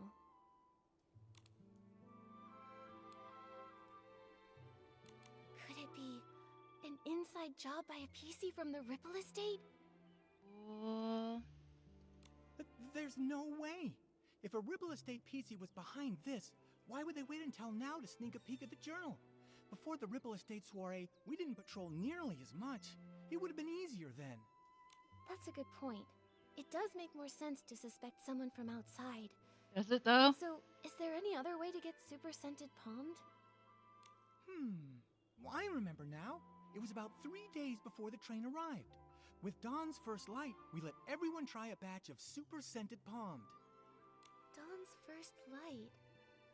Oh, I get it. 1 bottle of detergent in the morning, right? A bottle at dawn keeps you fresh all day long. Isn't Dawn's first light what, what's his name? Leon said? Oh, that's actually a pretty good slogan. That's right. Dawn's first light is a tradition of the Ripple Estate soiree. Starting a week before the official celebration, we let everyone sample the latest detergents every morning. So this thief arrived at Ripple Estate 3 days before Julie's Special Express. If they stole the journal and put it back, they might have taken other things during those 3 days too. We've investigated this area. Momo, let's check the other things we found earlier to see if they have the same scent.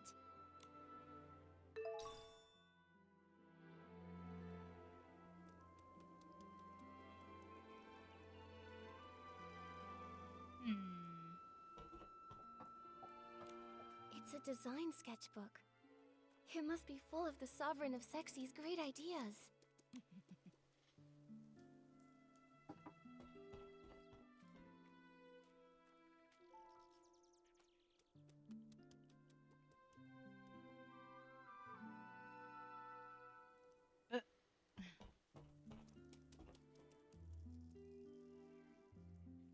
So, the thief stole some other things too. Detective Nikki, any theories? Yes, I have some ideas. But first, I want to ask, Pommy, if you used Super Scented Palmed and then touched Momo, would he have a strong smell too? No way! If picking it up were that easy, the entire Ripple Estate would smell like this by now. Oh, thank God. Really though, I'd have to play moving ammo the whole entire night before he'd even get super scented. Then my idea must be correct. The thief most likely... Someone returns the items. Several times over the course of those 3 days, they'd steal an item, take it back, examine it, and return it. Because they kept the stolen items with them for a while, they all picked up the strong smell of super-scented palmed. That makes sense. But why would the thief do that? Because they didn't want anyone to find out the items were missing. For whatever reason, this thief doesn't want to actually take these things. Rather, they were looking for something inside. By stealing, studying, and then returning them, they hoped to get a good look at these items without being discovered by other PCs. And their scheme worked the first 2 times. No one noticed her jewelry box or design sketchbook went missing. Yet, the theft of the journal was discovered. Possibly because... Difference in patrol times? there was a difference in patrol times. Pommy usually patrols here around 12 at night. But Charlie said she arrived here at 9 and found the journal missing.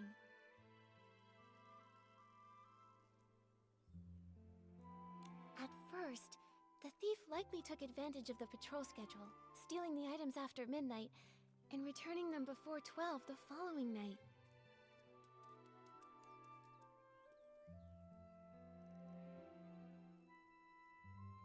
Oh, so every time Pommy patrolled, everything was neat and tidy. He couldn't have noticed anything.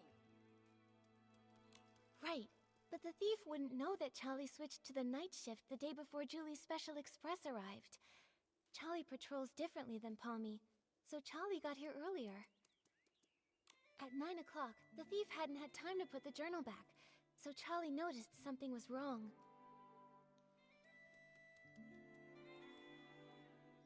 Oh, we were so busy afterward that we never came back here to check. So it wasn't until you came to investigate that the journal had reappeared. That's right. If my reasoning is correct, the thief probably has no idea they've been discovered. They might even come back here to strike again.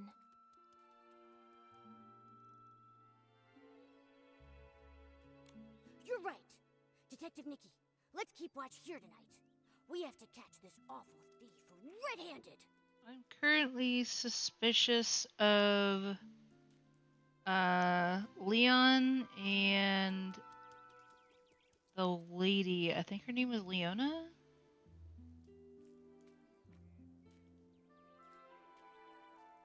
Of course, the columnist is also a little suspicious.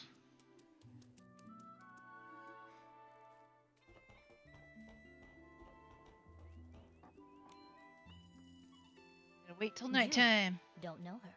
I am just here to see if Ripple Estate's new detergent selection is worth stocking. That's all.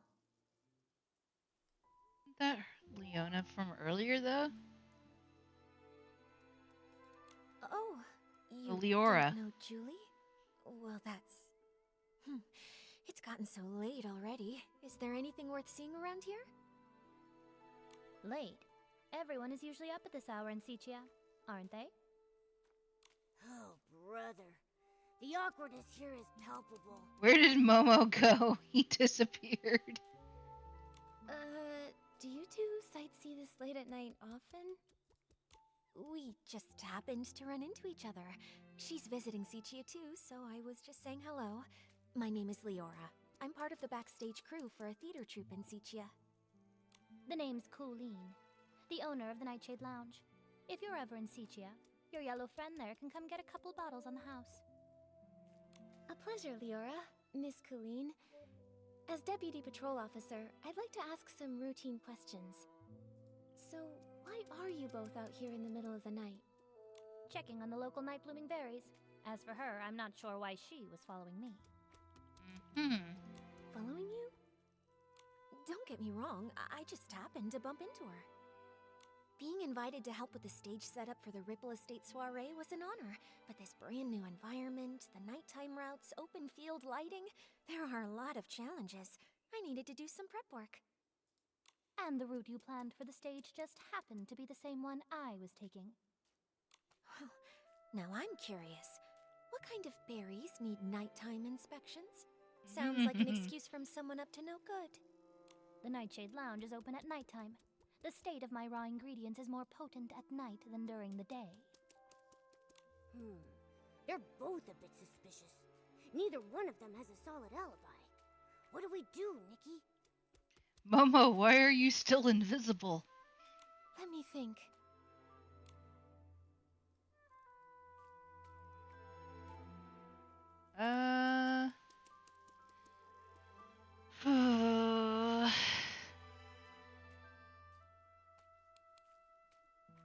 Details?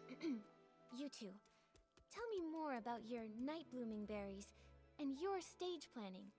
If you can't give me straight answers, I'll assume you're lying. Nikki, even if they are lying, I really don't think they'd make up their jobs out of nowhere. Asking questions like this won't help us figure out which one of them is actually the thief. What do you want from me? Oh, good point. I need to find a way to figure out if one of them stole the journal. Arrival time. You two, when did you arrive at the estate? Let me think. I was told that Julie's Special Express arrived 2 days after I got to the Ripple estate. Yeah, that's about right. If what they're saying is actually true, then that would mean that neither of them could have used Super Scented Pond. Therefore, there's no possible way they could be the thief we've been looking for. Alright. Can anyone vouch for your arrival times? Everyone arriving from Sichia has to take the choo-choo train at Golden Fields. It's possible that one of the PCs there would have remembered me. When I arrived at Golden Fields, a PC named Windy struck up a conversation with me. Noted. I have no more questions for now. Good night. Get some sleep. By the way, there are lots of new decorations in the Ripple estate. It'd be easy to break something. If you go out at midnight, please ask a staff member to join you.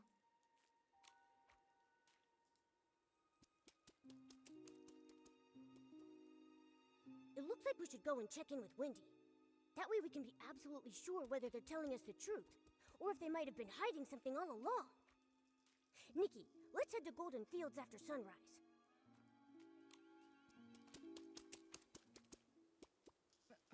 Momo, where did you go? I'm so confused. Momo just disappeared. And now I can't see him anywhere.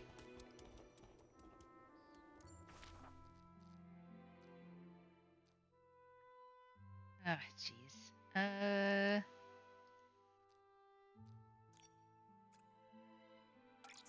Over there.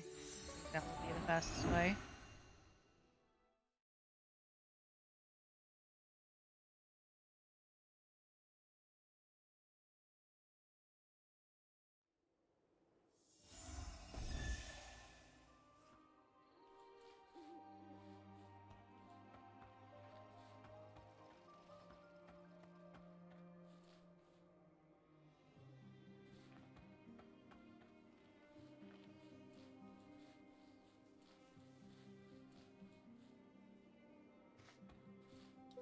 Well, hello there. I found another gifty.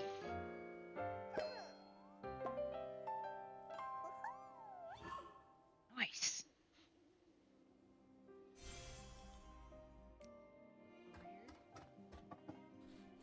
What's these?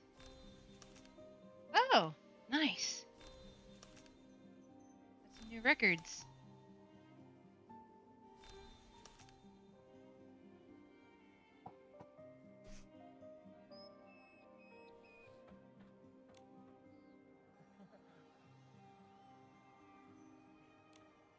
Back Hey, then, Wendy. Mr. Simon told me, "Kid, you've got a nose better than a floof's, and a head more stuffed with ideas than a newsroom trash can.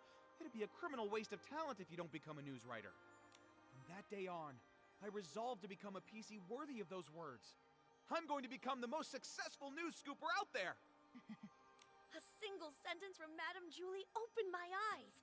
Now, I've poured out the stories I've held in for decades, and I want to try songwriting. It's a shame that the ones we chose to admire have both met with misfortune. Oh? Tommy, don't say things like that. Misfortune? Did something happen to Madame Julie? All I heard them say was that her trip got delayed. No, not Madame Julie. It was Cersei who met with misfortune, which led to Juliet's retirement. That's what Snapshot Tommy's been claiming all along, right? Right? Hey, what do you mean, claiming? I have proof. Let me find it. Here's the newspaper from back then. So it is true. Cersei was also a star from Prosperville. They weren't just from the same place. They were best friends. Like twin wheat stalks, together through rain or shine.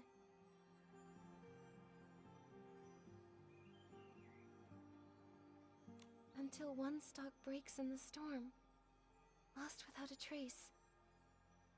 How lonely the other must have been. Madame Julie always truly admired Cersei. When everyone thought Juliet would be the obvious choice for the leading role in As Rain Falls, As Flowers Bloom, Juliet just smiled before pushing Cersei to the front of the stage. Like one stalk of wheat quietly supporting another, helping her stand straight and dazzling. But who could have predicted a disaster that even the toughest wheat stalks couldn't withstand? Every time Cersei was mentioned, Madame Julie would sigh. Of all the drifting wheat seeds, none would ever grow like Cersei. Mr. Leon knew the both of them too. Ah, that one. He wasn't ever famous, but he had that flair for the dramatic and loved all sorts of excitement. I never could have imagined that the PC born from his suit would be cut from the exact same cloth, so to speak. Insider drops major bombshell. 3 years ago, the two of them... Hey! The rest of the page is an ad! I guess I shouldn't expect much more from a tabloid filler page. Okay, calm down, Momo. That's commercialization! We can't be sure if this was the reason for Juliet's retirement, but I'm sure the death of her best friend would have been a huge blow. You also think this might be related to her retirement, don't you? And now, all this terrible business with Julie. Yes. Rumors about Madame Julie are everywhere. I understand, Tommy. The abandoned district has become such a rumor mill. You almost like see Nikki like glaring slightly at Tommy going, "Shut up." Wow, Nikki, that was a nice save. So why not go somewhere else to learn about her and Cersei's past? Pestering one PC over and over won't be as efficient as asking around. Right, Wendy? Huh? I don't mind sharing any of the stories I have about them. It's pretty boring in the field all by myself. But if you want to learn more about Cersei and Juliet, it might be worth it to head to the Windrider Mill and ask around there. Many of the PCs born from the original residents of Prosperville's clothing live right around there. Whoa! That's a great idea! I can already smell the warm scent of wheat! I would bet 500 blings that the truth is hidden over there. Whatever's there, just remember, Tommy. Even though you're investigating the truth, you still need to be very careful about the things you say and ask. I understand. I'm off to Windrider Mill to put my best button forward. Catch you later. Alright then. Oh, I thought he'd never leave. Now we can finally ask Wendy when the other PCs got here without any distractions. I have to report the fact that Momo has like just disappeared to the developers. Like, where did my partner go? Nikki, Momo, are you here to listen to stories too? Wendy, Momo and I love your stories, but something has come up at the Ripple Estate soiree. That's right. A thief has their eyes on some stuff inside the estate, and we're helping Jenny with a secret investigation. Ah, no wonder Jenny said to keep an eye on PCs going in and out of there, and to make sure they don't run off. Ask away. Whatever whispers I've heard lately, I promise to tell you. Ask about Kulin. Wendy, do you know when Kulin arrived? She's a cold, confident PC who wears a black tie, black gloves, and a small blue velvet hat on her head. I remember. She arrived 2 days before Julie's Special Express. I think it was in the afternoon. She did look cold, but the way she picked up each of the wheat grains was surprisingly gentle. To me, Her heart seemed to be so much softer than she looks. If she only just arrived, then the culprit must be a different PC. Makes sense. We should ask about when the other PCs arrived. Ask about Do you Leora. know Leora? She's from Sichia. She has orange hair, red-framed sunglasses, and a red flower on her chest. When did she get here? Ah, so Leora's her name. I remember. She arrived here 2 days before Julie's Special Express. Sometime in the morning, I believe. She was in a hurry at first, but she stopped when she saw all of the wheat. Although she didn't say a word, I know the wind must have said a lot to her. We chatted for a moment, and she even gave me a book called Sichia Midnight Stories, saying she often read it while traveling. Well, if it's not Leora or Colleen, then maybe we should ask more about when Tommy and Mr. Leon got there. I would ask about Leon. Wendy, do you remember when Tommy arrived at Golden Fields? The one you spoke to just now? Let me think. I can't remember the exact time, but I remember that he definitely arrived earlier than Leora and Colleen. As soon as he got here, he started taking pictures, and even asked if I was willing to be interviewed on camera. What about Mr. Leon? He's the PC who speaks super dramatically. The one who always wears a green plaid hat and a monocle. Huh. Did I see a PC like that? From your description, he sounds like a very special gentleman. Like he just stepped out of a poster. If I could see the outfit he wore again, I might be able to remember. Oh. No problem.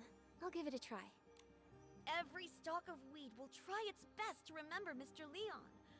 I just need to see that stylish outfit that looks like it stepped out of a poster one more time. Let's go. Even though our outfit's probably not going to look anything like it.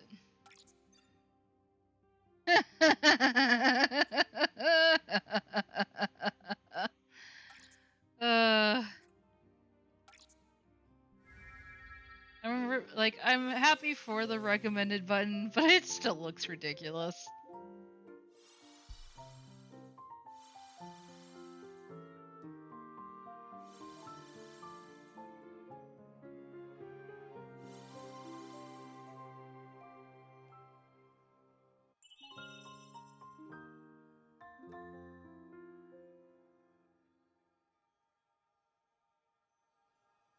Oh, it was that gentleman. He arrived 4 days before Julie's Special Express. I saw him that night. He looked kinda, not used to our weather. He kept wiping his forehead with his hanky. Tommy had just arrived too. He was snapping photos in the wheat field. When that gentleman saw him, he sprinted away as fast as he could. I'm sure he didn't want to be caught on camera all sweaty and dusty. 4 days earlier, huh? That means between Tommy and Leon, either one could be our guy. I think it's Leon. He seems to be super suspicious. Thanks a bunch, Wendy.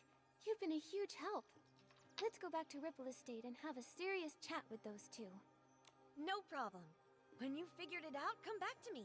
I've got a haystack full of stories waiting for you. Promise.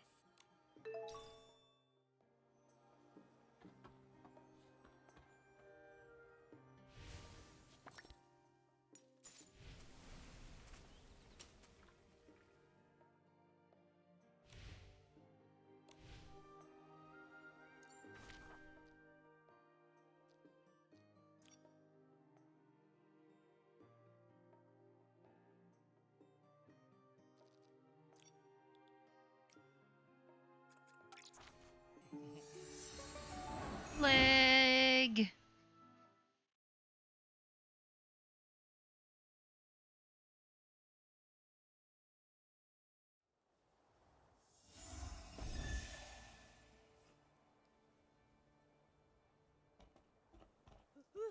What's happening? Nikki! Everyone's acting totally bonkers! Hiding my wheat field? That was more unsurprising.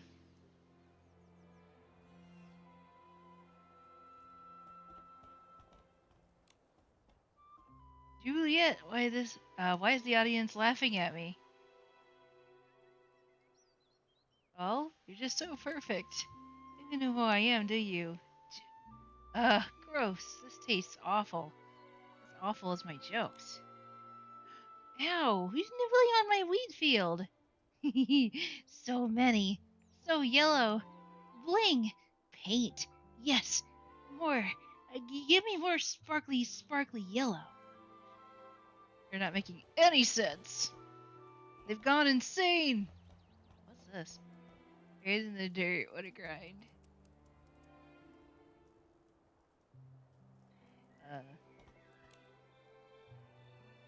First fill the soil, then water it. My tiny little seed is about to grow into a big, PC. These raindrops are huge. Planting is so hard. Why do you feel so soft when I pat you? You've lost air. You're not my favorite ball anymore. I wonder, like... like, I wonder, when they were creating the story for this season, if they just, like, came together and go, what's the craziest thing we can make these guys say? They're totally off their rocker. We need them to say some completely insane things. Hello.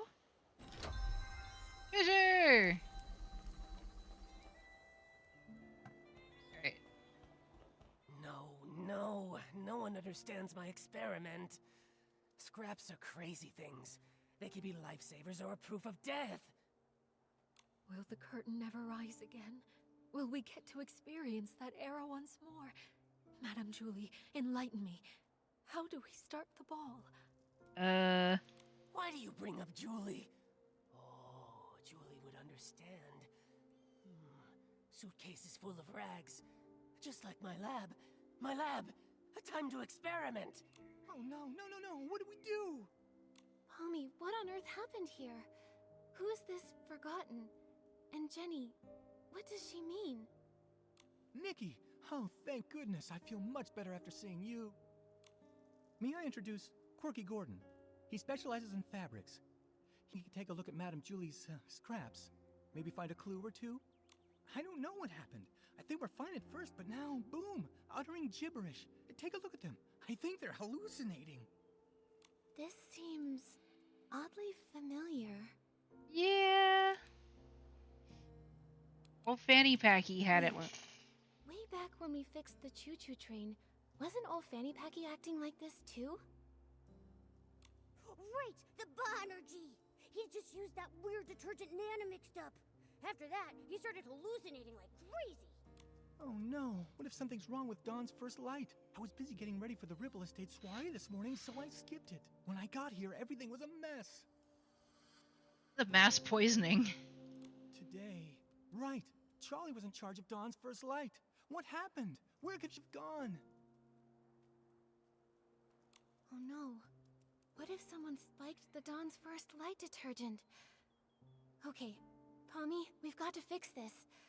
I think Nana once made a PC refreshing detergent. It cleared old Fanny Packy's head right up. That makes sense. I have all the ingredients. I'll start on a batch right now. Nikki, can you help me press these? We've got to be fast. You got it.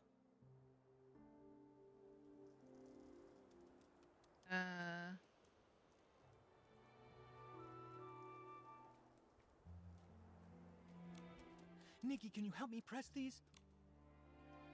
Ready. Press the key to press the juice when the shrinking circle aligns with the target. Pressing the juice fatigue may cause Nikki's vision to be blurred or shaky, so carefully focus to maintain control.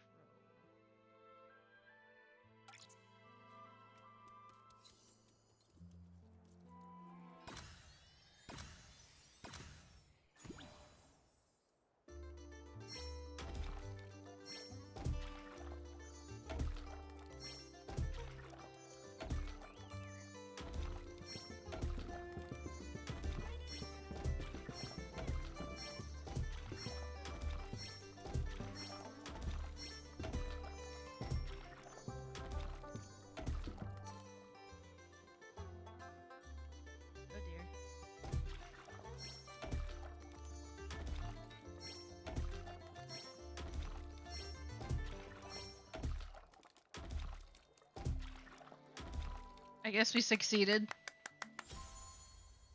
Like, that was a little weird, but okay. Whew. Oh, I think that should be enough. Nikki, this detergent can refresh PCs. We have to get this to everyone as fast as we possibly can. Oh, that's telling me where to go.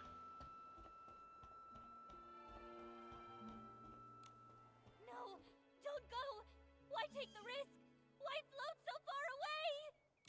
Whoa there! What's this scoop supposed to be? Risky business? Float where exactly? What secrets about myself do I not even know? Well, well. Inquisitive Tommy out-inquisited by another PC? What happened? Come on, spill it. I was hoping to find someone who knows. Breaking news! Julie is missing! Ripple Estate's gone mad! Dawn's first light is driving PCs bonkers! Every hallucination hides a story. And a stranger. But this stranger's not doing so well. I'd better get them to a doctor before investigating my next big scoop. At least he has that much humanity left in him. Some detergent that can refresh PCs. I'll take it from here. A good soak and Colleen should be back to her awesome self in no time.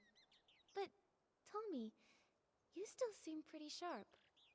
Didn't you two just see me this morning in Golden Fields? Afterwards, I went to Windrider Mill. The scenic route, thank you very much. When I got back, the Dawn's First Light event had long since ended. I got back to the estate and bam! This little one grabbed me and wouldn't let go. Oh. Ow! Hey! That's the fabric. That's vintage.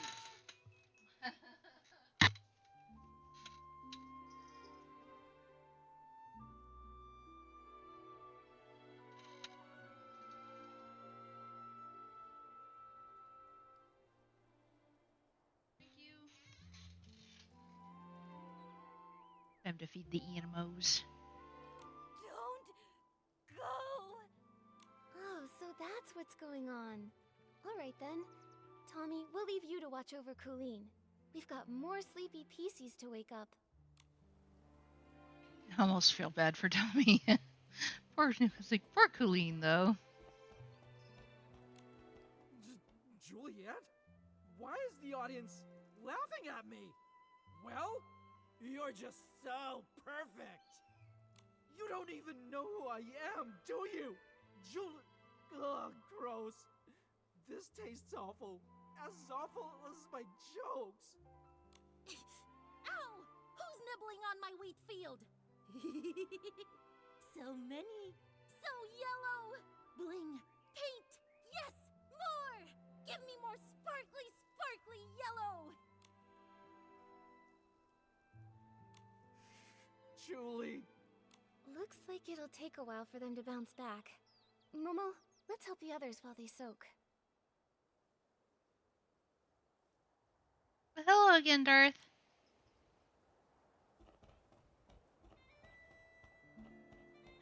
Last one. The 18th detergent. The Ripple Estate Soiree's music sheet. Watering the stone heart with straw.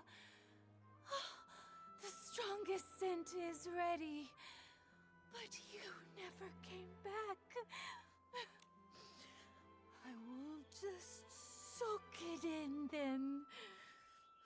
The strongest detergent really has no fragrance.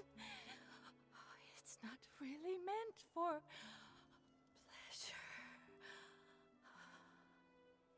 Charlie, I brought some mind-clearing detergent.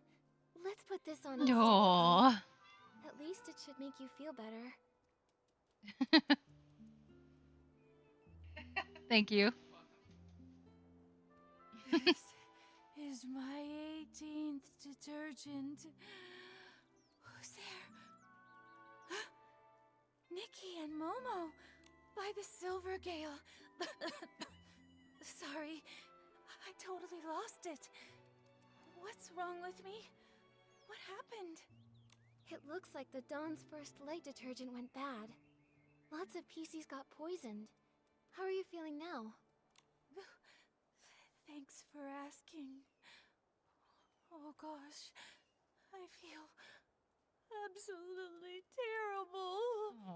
I made certain I was especially careful with today's Dawn's First Light. The recipe, the testing, bottling it all up. Every step was perfectly meticulous. Oh, if Madame Julie saw all this... Don't blame yourself, Charlie. If Madame Julie were here in this moment, she'd say, constantly doubting your own ability? That's not how a true savorist behaves. There's been so many recent cases. Maybe the poisoning of the detergent vintage was the culprit's doing too. I wonder if they meant to poison it or if it was just an accident. That makes sense. Charlie, think carefully. Has anything suspicious happened lately? Oh, hang on a minute. My brain's a mess right now. The detergent that was tested this morning was mixed last night. So if someone messed with it, it had to be last night. But why would they? Oh no! With the Ripple Estate in such chaos, the culprit might be going around stealing things right now.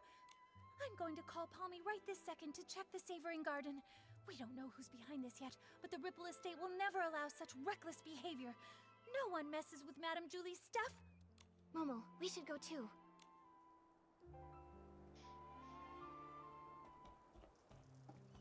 One thing right after another.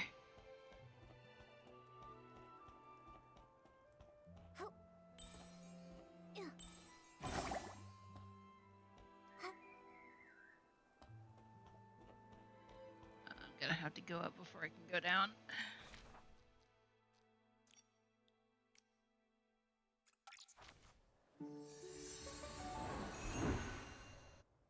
Going up.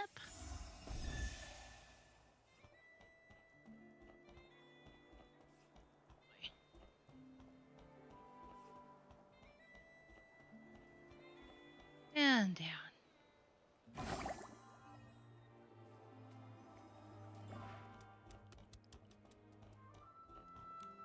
There you are.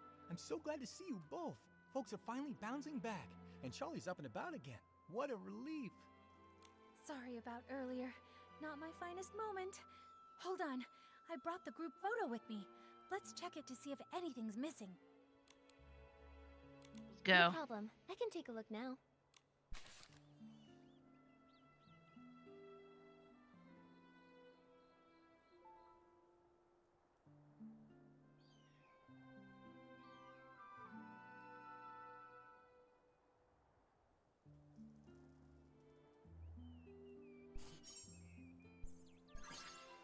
Here we go. Hold on a minute. A scarf is missing?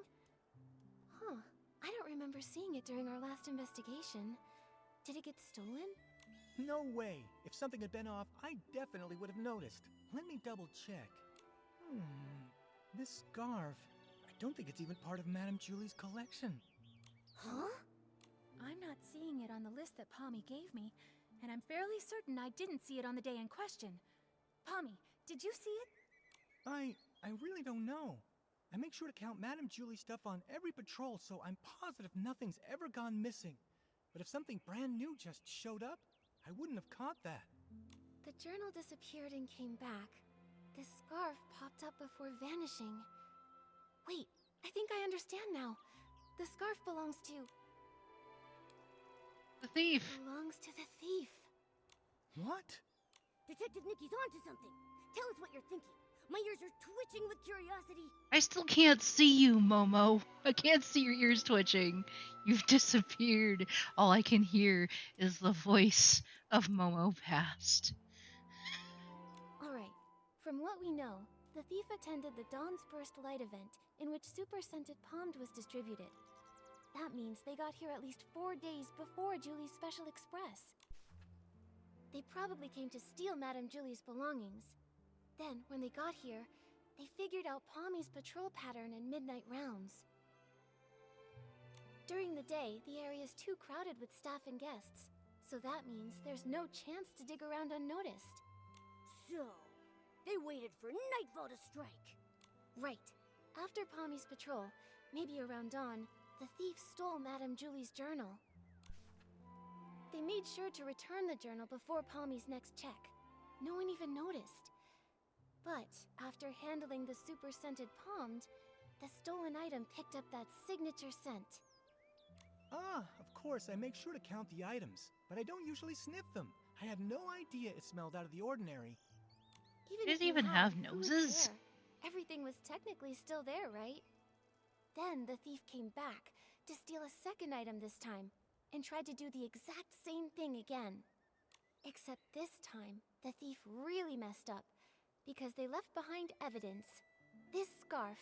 Except you take your duties seriously, Pommy, and always check all of Madame Julie's things. But I'm sure extra items can be pretty hard to notice sometimes. That's how they got away.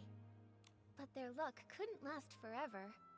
Fortunately for our investigation, Charlie managed to snap a photo while showing her friend around that day. And thanks to that, Charlie ended up on the night patrol, which led to the missing journal being discovered. Sticking to routine, the clueless thief returned it before midnight and reset the scene. So when we came to investigate, nothing was missing, and there was nothing extra. Whoa, they almost got away with it. If Charlie hadn't switched shifts and noticed the journal was missing, even finding the extra scarf from the photo wouldn't have raised any alarms. But just like any other bad seed, it was bound to sprout trouble again. Actions have consequences after all. Well spoken. Based on the time they arrived in the abandoned district, we can rule out Leora and Colleen. This scarf also gives us just enough evidence to identify the thief. It's gotta be Leon. Mr. Leon. No way, that annoying PC? He'd hang around me all the time. I'm positive he wasn't the one wearing that scarf. Let me think. Oh, really? Was it Tommy? It was Tommy. I remember now. When we first met at the train station, he had this exact scarf tied around his camera. Nikki, you're amazing. We would have been totally fooled without you. But why would Tommy do all this? There's only one way to find out. Momo, let's go have a little chat with Tommy. Oh, I saw him, over by the platform. From the moment everything went sideways, Cooling's had him cornered. I'm going in too. Let's catch him. Well, apparently I would make a terrible detective, and none of y'all should trust me to figure out anything.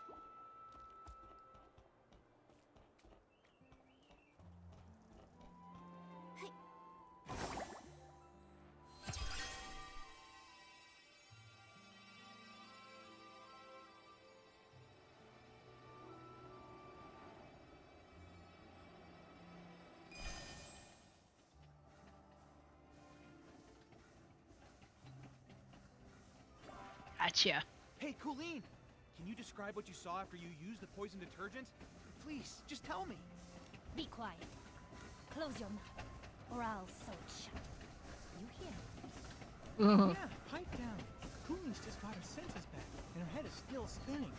Huh, I didn't even get poisoned, but listening to you is making my head spin. Did he have a scarf tied around his camera? I don't remember. Tommy! Oh, hey, Nikki, you're still here. And would you look at who's still hanging around? Tommy. Whoa! What's going on? You all came here for me? Wait, I get it. You must have some pretty juicy info to share, right? We do have something, but we should talk about it in private. Sounds good. Take it. Alright then. Tommy, could you take Colleen somewhere nearby to rest? We'll handle things with Tommy here. You got it.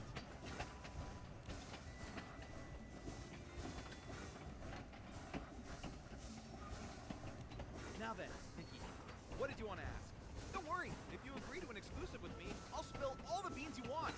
Whatever, you name it. Let's go. Interrogation started. I suggest you answer this next question very carefully. Did you ever take anything from the Savoring Garden? Say, Madame Julie's journal? What? Why would I take anything from her?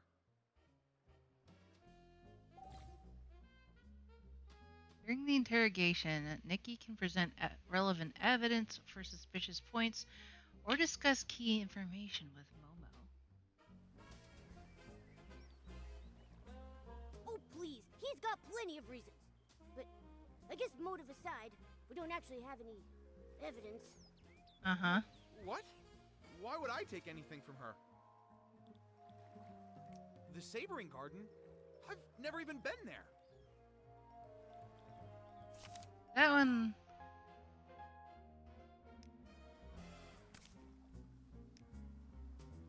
Let's see. That's the arrival time. Extended pawn. Patrol schedule. Photo Charlie with her friend. So wait, I don't have anything. I don't have like the photo of the scarf.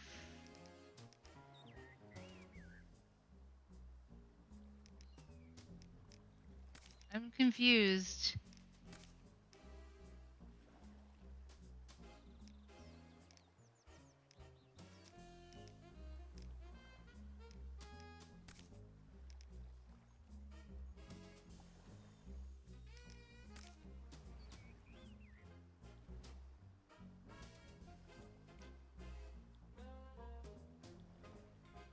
He's lying! Nikki, we worked so hard to figure out who the thief was. There has to be something that ties him to the crime scene.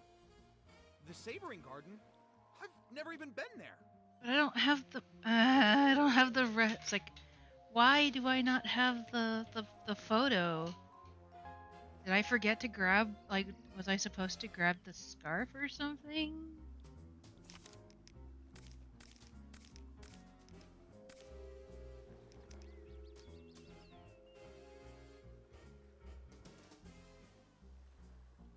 Accidentally capturing crucial evidence the thief had left behind. Testify. Look at this photo. That scarf with the sepia pattern. That's yours, right? Well, ha! I have no idea what you're talking about. Uh-huh. Tommy, be honest with us. If you've never been to the Savoring Garden, then why was your scarf found there? Okay, but hold on. How do you know it's mine? Look at me. Do you see a single trace of that scarf?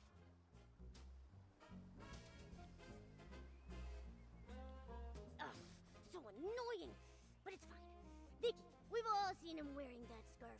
We just need one solid piece of evidence to make it stick. Okay, but hold on. How do you know it's mine? Look at me. Do you see a single trace of that scarf?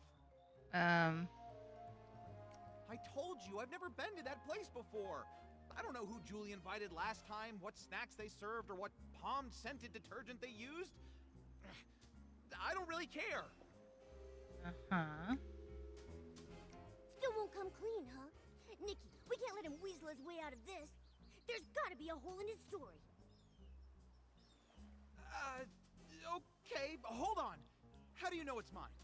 Look at me. Do you see a single trace of that scarf? Oh, hang on. There it is. There's the scarf. It's right there. We saw that you were wearing that very scarf in your latest promo shot, Tommy. Do you have anything to say for yourself now? This photo. Look, the scarf. Interrogation success. Oh, that scarf. I'm just so busy, you see. Always a deadline, you know. Forgot all about it. I picked it up off the road. Probably dropped it to some lady by accident. I thought it was stylish, so I tied it to my camera for my Ripple Estate soiree credentials. Just a prop. Nothing to fuss over. Oh, is that so? I'm sorry, Tommy. Silly me. In that case, I'll just hold on to it. You know, in case that lady wants it back. Uh-huh. Right. Better to keep it safe. And, maybe we should go ask around Ripple Estate. I mean, someone out there has to recognize it. Maybe we could... Wait! No, Nikki, don't take it! Why not, Tommy? If the scarf isn't yours, then why do you want to keep it so badly? She's got a point. All right. I'll tell you whose scarf it is. It belongs to Mr. Simon, okay? Mr. Simon? Oh, that columnist? The one you mentioned before? The one you said vanished? Yes, I ran into Mr. Simon on my way to an interview. He seemed anxious and said he had to get home fast. We wound up floating together for a while, but suddenly some things started chasing us. Oh? Lady. I can't see, baby. He told me to run and said he would distract them. But afterwards, he never came back. I held onto his suitcase and kept the scarf. It was meant to be a present for his sister. See? Right there. It's got a Celeb Crow crest on it. Huh. I wonder if his sister was Madame Julie. Apparently, the two of them raised one of them together. A pet Celeb Crow named Cece. Pretty cute name, right? Aww. If he never came back for it, then Mr. Simon might really be gone. Is Nice Cece way to put really it. that dangerous? Oh, that was, what, a century or two ago? Columnists are always digging into secrets, so we're bound to have a few enemies. Comes with the job.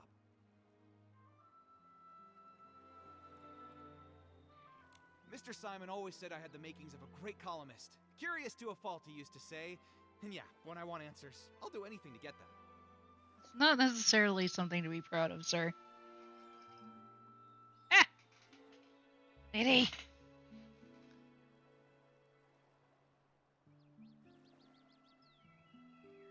Huh! Including stealing them?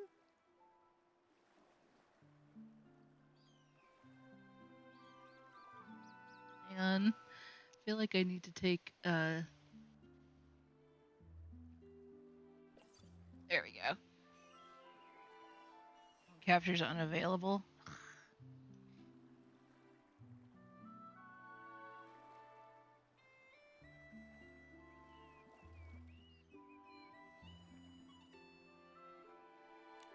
It wasn't stealing, I was just, borrowing them. Yes, Investigative borrowing. Huh? Sorry. I mean, I Hey, admit I was lady. wrong. I got carried away. I wanted to write the perfect story. I heard the estate never lends out Julie's things, and I let the pressure get the better of me. Tommy, it doesn't matter what your motive might have been. Stealing is still a crime. And on top of that, you also poisoned the detergent. By doing so, you wound up hurting so many PCs in the process. Poison? No, Nikki, you've got it all wrong. I would never do that. I just wanted the story. I would never go that far.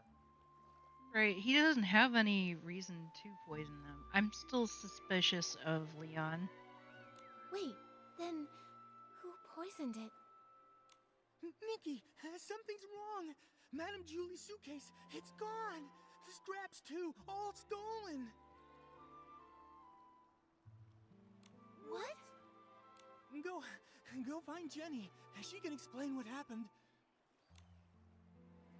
Curiouser and curiouser.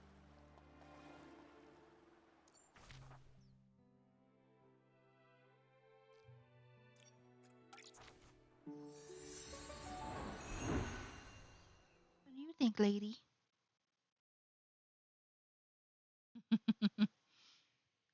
She's pretty content to lay on top of my arm.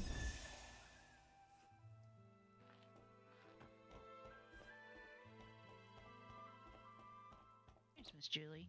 Right before Dawn's Jenny, first light sorry. this morning, Squeaky checked the room, and the suitcase was still there. Which means... That someone must have stolen it while everyone else was having hallucinations. Nikki, I heard you were able to catch the journal thief. Any luck with the questioning? So perhaps I'm not the worst detective there ever was. Once Detective Nikki stepped in, Snapshot Tommy buckled under the pressure and confessed to everything. Except for the poisoning. As your adorable, trusted assistant, let me figure this out. I suspect Tommy didn't find what he was looking for in Madame Julie's journal, so he went after the suitcase next. But the suitcase was stolen while everyone was hallucinating. At that time, Tommy was pretty much glued to Colleen, and then we were interrogating him. That's right. A lot of the others have been telling me the exact same thing. After returning from Golden Fields, he's been stuck with Colleen, and not by choice. Ah! Oh, my first deduction and it's already wrong! Snapshot Tommy has an So he didn't poison the detergent. Someone else swiped the suitcase in the chaos. Then, could the suitcase thief be the same criminal who killed Madame Julie? What do you think, Detective Nikki? It's possible. Maybe they did it to... Destroy evidence or get what was inside. I want to say get what's inside. Wait, did someone actually want those fabric scraps?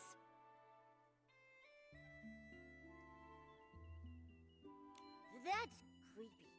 Don't say stuff like that. I've got sensitive ears. Mm-hmm.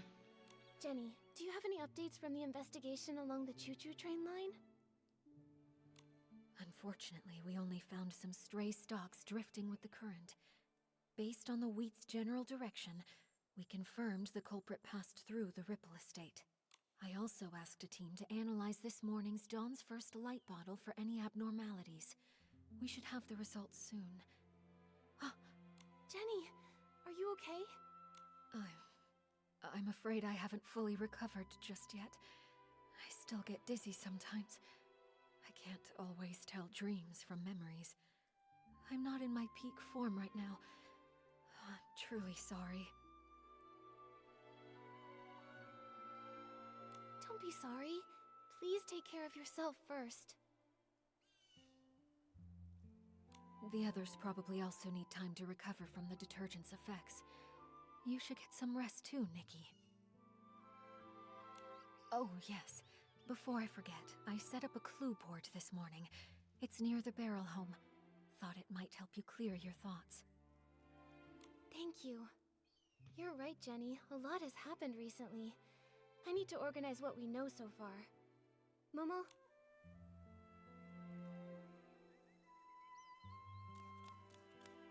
All the way up there, huh?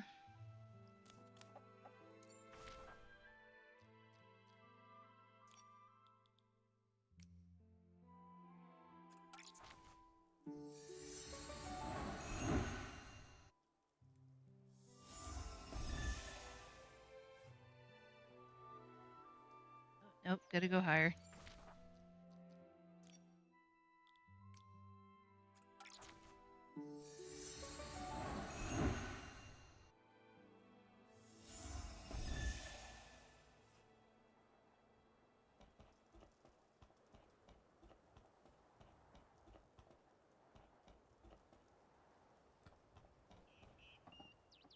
Whoa!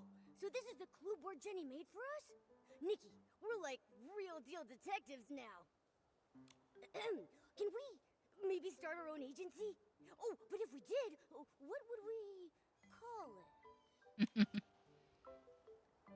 Nikki and Momo's Whim Bureau, Sharp Ears and Bow Knot, Case Crackers by Nikki and Momo. I like the Whim Bureau. How about Nikki and Momo's Whim Bureau? No matter the mystery, we'll find out the truth, guaranteed. Yeah, I like it a lot. It's got a nice ring to it. So, Detective Nikki, what's our first mystery? A lot of the crimes happened in the abandoned district. Let's lay them out now. First, the case of the scraps in the suitcase. What a nightmare. We've barely got anything to go on. The only thing Jenny found was a few floating strands of straw. Whoever did this covered their tracks well. Ever since that suitcase showed up on the choo-choo train, the estate's been filled with chaos. Do you think everything ties back to that? I do, but there's really no point chasing shadows without any more leads, though. Maybe we should tackle another mystery for now? Don't forget our other cases. The missing journal. At least we cracked the case of the missing journal and caught the thief, Snapshot Tommy. Yeah, he may have handed everything back, but come on. Stealing is stealing. He better be writing the world's longest apology letter. In ink. With his tears. With his tears. Does he like That cry deduction ink? was perfect. Please tell me the juicy details again. I have officially compiled all my brilliant deductions into one tidy little case file for us to reference. We You've already cracked the said case that. thanks to the scent of super scented Pommed, which led us straight to a scarf that didn't belong there. And boom! His buttony little feet gave him away. I'm gonna keep that deduction in my archives. Once we're able to open up our agency, I'm gonna frame it and pin it on the wall. Don't forget our other cases. Someone poisoned the Dawn's First Light detergent. Thankfully, no one was seriously hurt, but it still threw the estate into chaos. If only we knew more about detergent science. We'll have to wait for Jenny's lab professionals before we jump to conclusions. But one thing's crystal clear. The poisoning was definitely just a smokescreen to steal the suitcase. Right! One crime to cover another! It's just like lying. Tell one, you'll need 10 more to keep your story straight. It would have been better if they hadn't planted such a bad seed to begin with. Don't forget our other cases. And the missing suitcase. And now our most recent case, the missing suitcase. Why would anyone target Madame Julie's luggage? Is the suitcase thief the same PC who decided to murder her? This smells like a bigger conspiracy is at work, Momo. Since we hit a dead end with the fabric scraps, maybe we should work backward from the newer cases. Once the estate calms down, we'll track down witnesses, and maybe even catch the real culprit red-handed. Just like we did with Tommy. Still so many questions, and not enough answers. Let's be sure to rest up first. After that, Jenny will bring us back the toxin report from the lab, and we can get back on the case. We got this. With Detective Nikki and her sidekick Momo, no mystery stands a chance.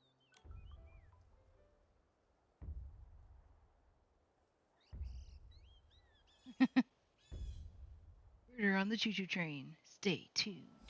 Hey, Ripple Estate sounds so lively again. Nikki!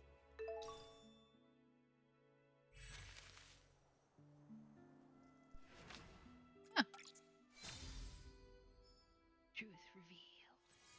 Do you think the PCs are starting to wake up? We should head to the Dawn's First Light prep area and ask around there. We need to find out it.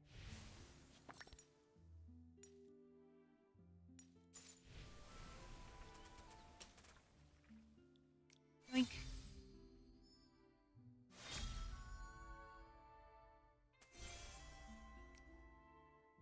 Exactly what happened that morning. Okay.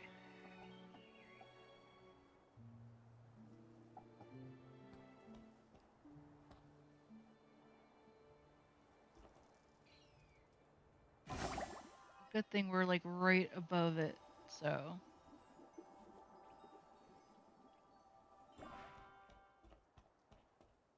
Who would do this to the Silvergale Wreath? This isn't just a stain on the world of detergent. It is a disgrace to the entire abandoned district. Okay. Hold on. Slow down, Alan. Why are you so fired up?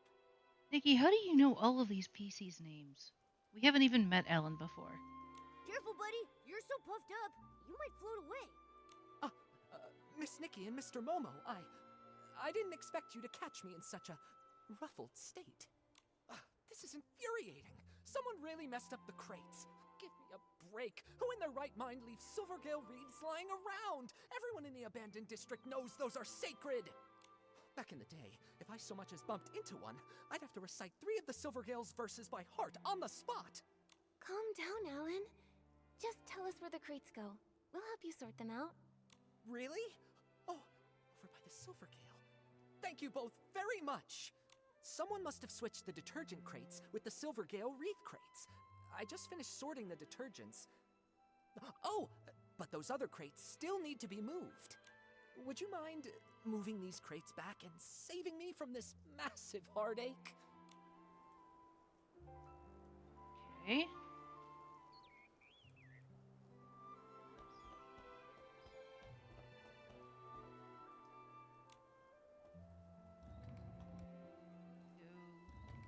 Back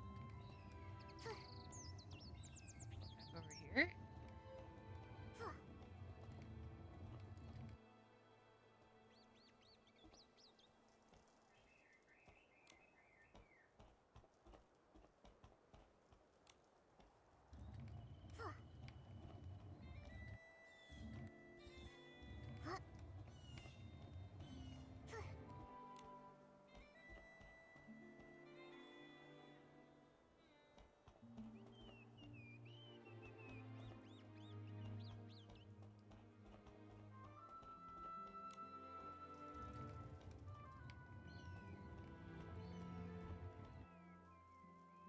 Alright, Yes, that was easy. perfect.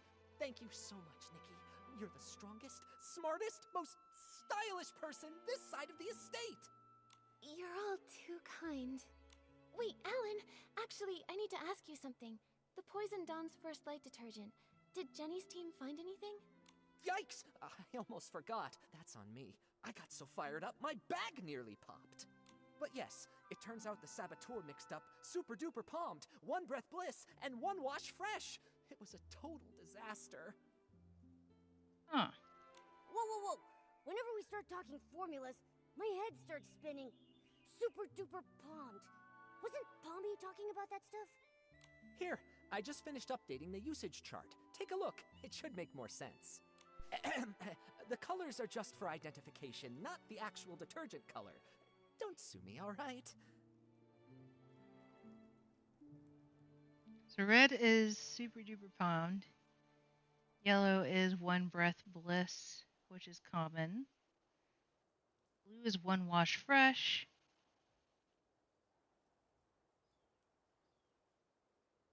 The Super Duper Palmed plus One Breath Bliss equals Super Scented Palm, which has a long-lasting scent. Very hard to mask. Super Duper Palm plus One Wash Fresh equals Super Clean Palmed. Fabric fades or even wears through. Oof. Super Duper Palmed plus One Breath Bliss plus One Wash Fresh. Totally not palmed. One of the above side effects, but causes, or none of the above side effects, but causes poisoning and hallucinations. The red label means that it's super duper palmed. You have heard of that stuff, right? It doesn't have any scent of its own, but it's able to supercharge other detergents. The yellow one there is called One Breath Bliss, which can be used to make super scented palmed. It's not a dangerous detergent. The smell is just impossible to cover up.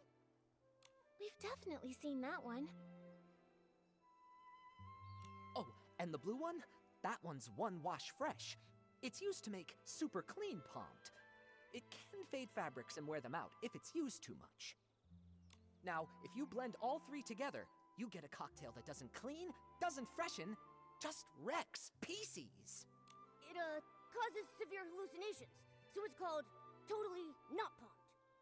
Yup, I just checked the inventory, and several bottles of Super Duper Palmed were emptied out. And the amount missing matches the dose used.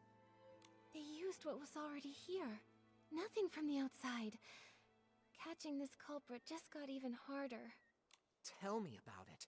At first, I just figured that some brand new, barely trained worker had just messed up the crates. But I looked into it, and the shift logs were clean.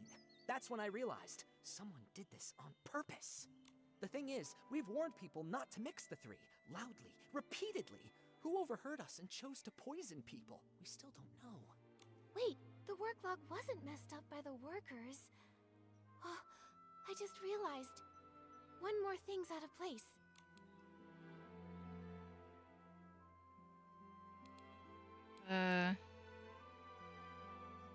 Place crates? It's the crates!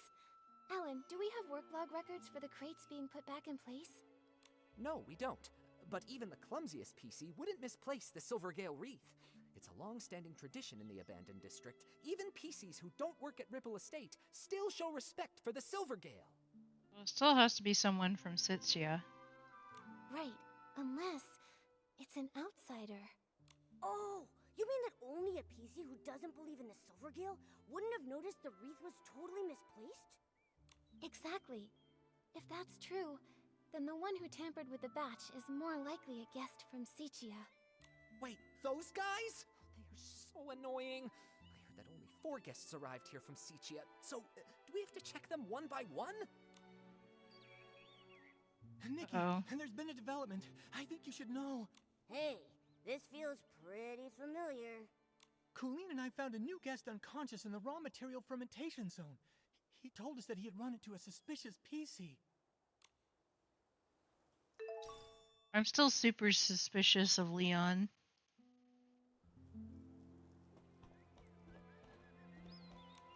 Pommy, what happened here? A guest was just attacked. They were knocked out near a big wooden barrel by the raw material fermentation zone. On the day the Dawn's First Light detergent was poisoned, even after everyone slowly started to recover, Colleen was still a bit dizzy, but she insisted on doing the nightly tour as usual. She asked if I could accompany her. I was worried about her, so I agreed to go along. When we got near that area late at night, she suddenly asked, "Do your employees always come here to rest?" It was only then that I finally saw what was peeking out from the edge of the barrel. A button foot and a white glove.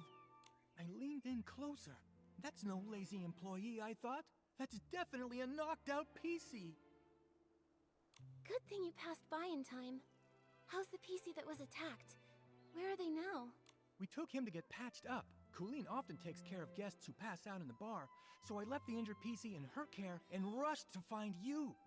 Maybe this is like a Murder on the Orient Express situation, and all the PCs from Sichia are in on it. He's woken up now, and he said he's a talent scout from Sichia. He's probably the kind who hunts for big stars like Madame Julie. Ugh, all these poisonings and attacks. It's just such a headache. Detective Nikki, only you and your sharp deductions can catch the culprit. Please, we're counting on you.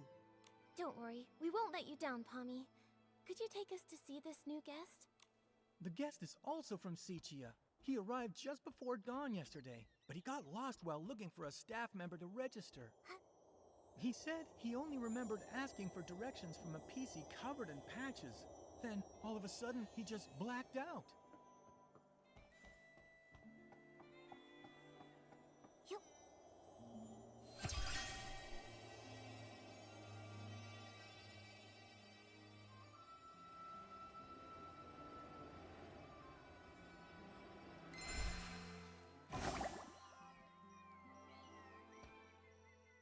Ugh, that was brutal. Scarface. Is it really that painful? This is unbearable. The gaps in the fabric were packed with dirt, and each of the threads reeked of dust. I was able to wash my hands, but I just touched my portable detergent bottle.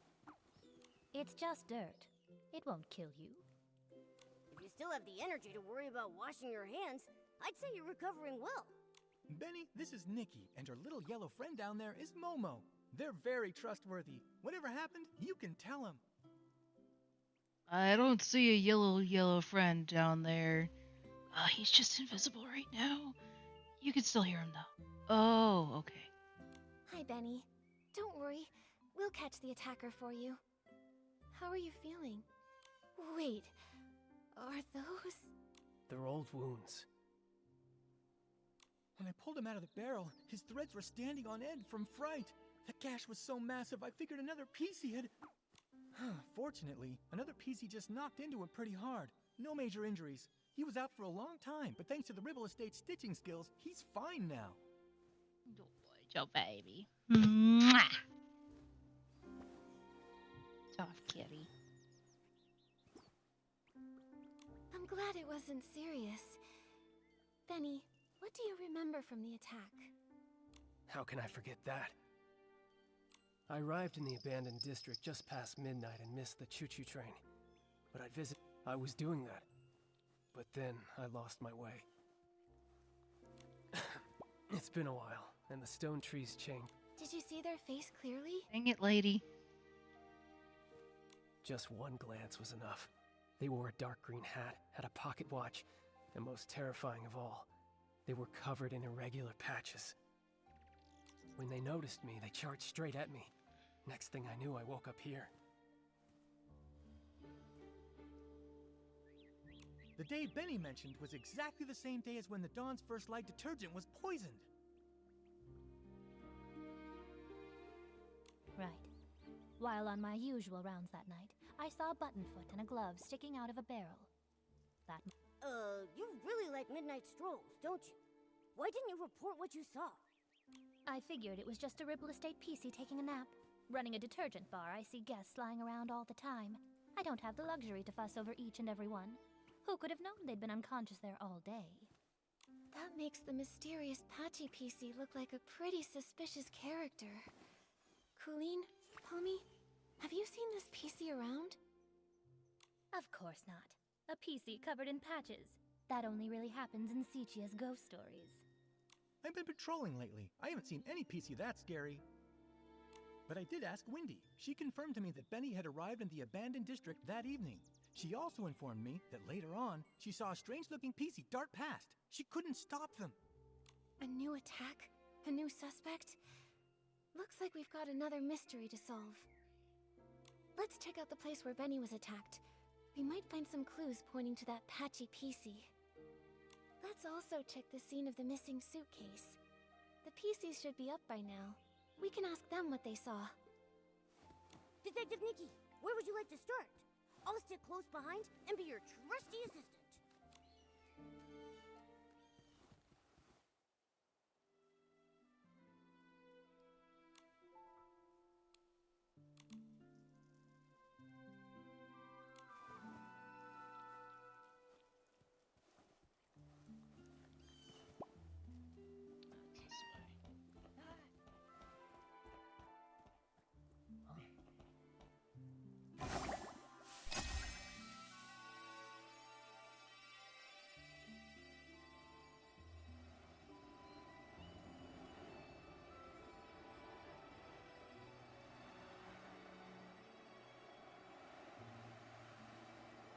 This place is far from the Ripple Estate's main boulevard. Seems like Benny really did get lost. But why would that patchy PC come all the way here? The more I think about it, the more suspicious it seems. Nikki, I think we should look around some more. Get here. These wood chips. They look like they fell here recently, and there are a bunch of loose threads caught on them. Huh. It seems like a PC crashed into that cracked barrel over there, and they knocked off the rotten planks in the process. Nikki, let's check the ground nearby for more wood chips.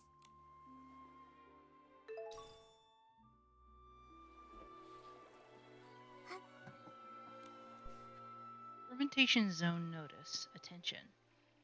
This area is the Ripple Estate Fermentation Zone. Every day at noon, place the fresh ingredients scheduled for fermentation.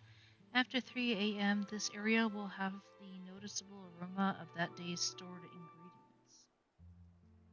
Important notice. If after 3 a.m. no aroma is detected, it means that that day's fermentation process has gone completely wrong.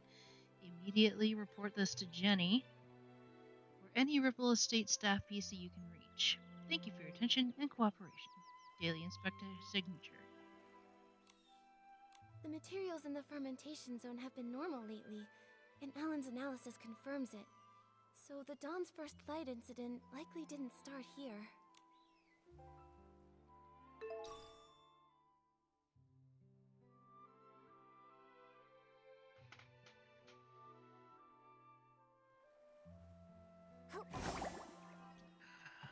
Yo!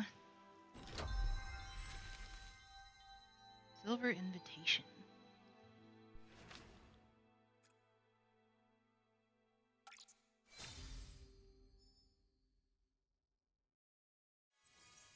Voice. Scissors. A pair of scissors. The attacker must have dropped these. Scissors, torn fabric, a patched up PC. Ugh, just picturing it is giving me goosebumps. Thank goodness Benny was only knocked out.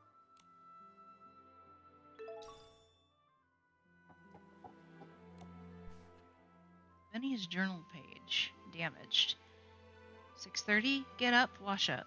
10 o'clock, gallery, PC costume design exhibition, reservation confirmed. 1400, home, take a bath. 1500, station, meet contact, handover candidate list. 1600, home, take a bath. 2100, triple clean detergent bar, search for Target. Travel time approximately 2 hours and 40 minutes. Read the script, a kingdom for a costume on the way. 6:30, get up. 7 o'clock, plaza, open stage show. 11, home, take a bath. Commercial Street, attend opening event as guest/support. 1700, go home, take a bath. 2200, Nightshade Lounge, settle monthly bill. Approximate time travel 1 hour and 15 minutes. Organize notes on the new batch of candidates on the way. Whoa, such a packed schedule. A PC this good at managing time is bound to succeed at anything. But Momo, don't you think there's something odd about this schedule? Oh yeah, Benny is taking baths way too often. He's gonna scrub his fabric thin. Right? Last time I saw him, he was cleaning himself too. He's always carrying detergent. So he's a hypochondriac? Well, no, he's not a hypochondriac. He's a germaphobe. But what really catches my attention is that Benny keeps scouting for a new talent, yet never schedules meetings with companies or makes time to give them resources. So then, could it be that he doesn't have a single signed artist? I think so too. Benny's career seems not to be going very well.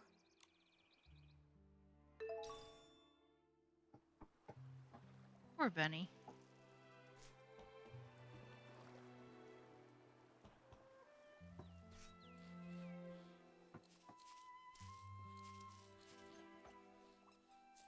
Did I miss something?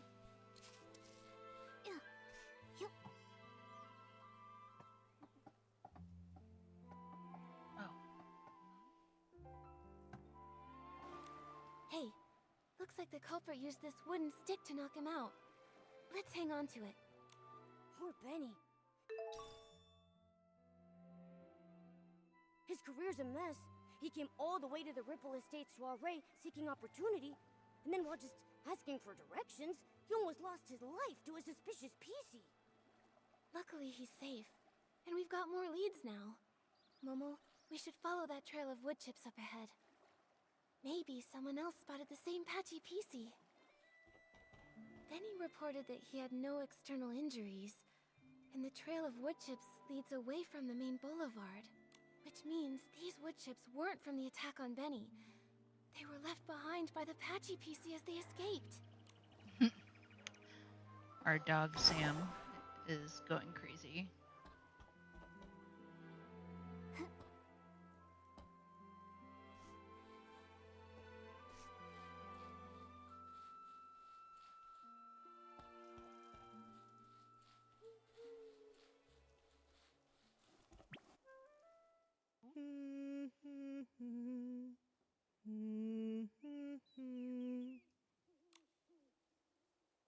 Who's that? Mommy, sing something else. Looking for scraps of cloth. What a lovely piece I found. Oh, there. Don't cry, little one. Oh, maybe they're confused. Who's crying? No, don't! Help me, Mommy! Save me! What the heck are you? Quit your creeping around. You better watch out for my claws. What is happening? So this is the work you're talking about? No, it's all right. Those are plenty of blings, trust me. Were you the one who attacked Benny? Are you working for someone? Threadstar! Star? Chase! No! Don't let him get away! Hey, wait!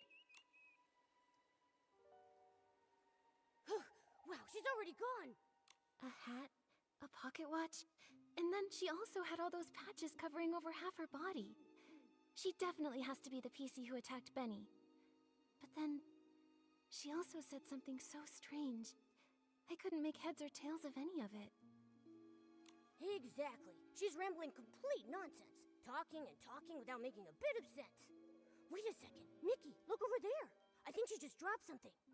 Let me see. A serial PC trafficking case? This Threadstar looks so familiar. Oh, I saw it in Tommy's newspaper too. Costume rental company. It really is the same company. When Cersei passed away, they were really famous. A hot name in stage costume rentals. But the clothes they rented out were actually made from PCs. Ugh! That's so cruel! How could such an evil company exist? That's terrifying.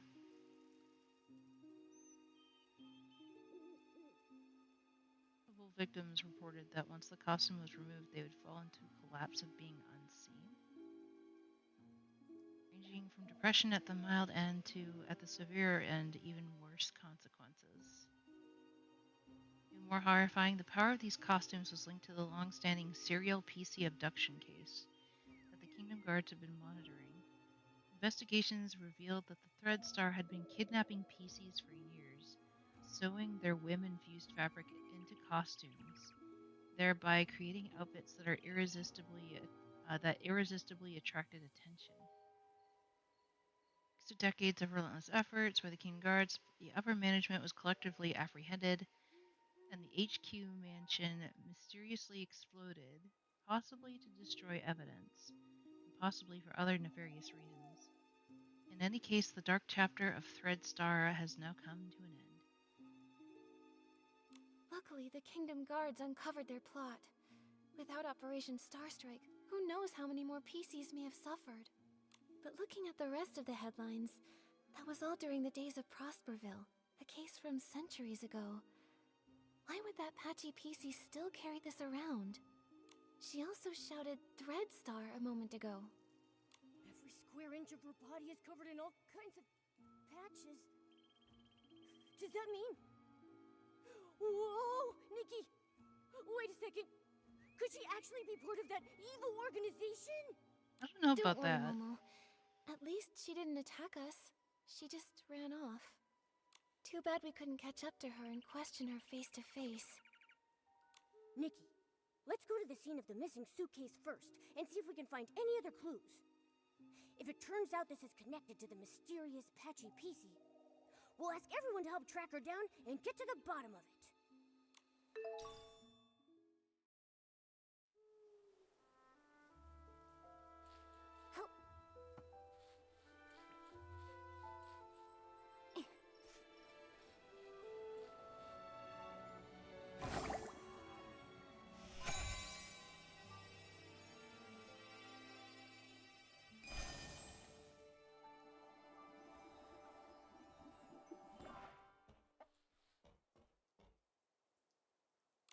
A Oh, few detergent hello. bottles all lined up. This isn't where they're usually stored. Let's collect them for now. What kind of detergent's in there?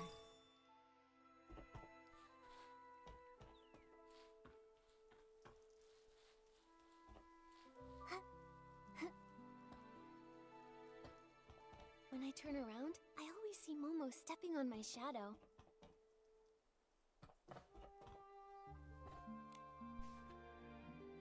Quite important duty schedule. Day shift, 7 to 1900. Juicing drummer Squeaky, Shermatelier Shally. Night shift, Bell Bottom Belford, Sugar Red Palmy. Each shift includes multiple rotating members. Adjustments can be made depending on other work duties, with the daily assignments confirmed by Granny Rags or Jenny. Note that every shift must allow a 15-minute handover period before and after to prevent gaps between shifts. Inspecting staff, Granny Rags, latest update, everything is normal. No late arrivals or early departures. Thank you all for your hard work. Such a meticulous shift schedule. Totally Granny Rags and Jenny's style. All the important checks and confirmations are supervised by the two of them, so it's unlikely anything went wrong. Looks like if the shifts had been normal, the thief wouldn't have had any chance to steal the suitcase. So that's why they spiked the dawn's first light, taking advantage of everyone's hallucinations to steal. This thief must be very cautious. Way to put it. Looks like the door was pried open. While everyone else was trapped in the hallucination, the thief must have opened it and stolen the suitcase full of scraps. Why would they need to?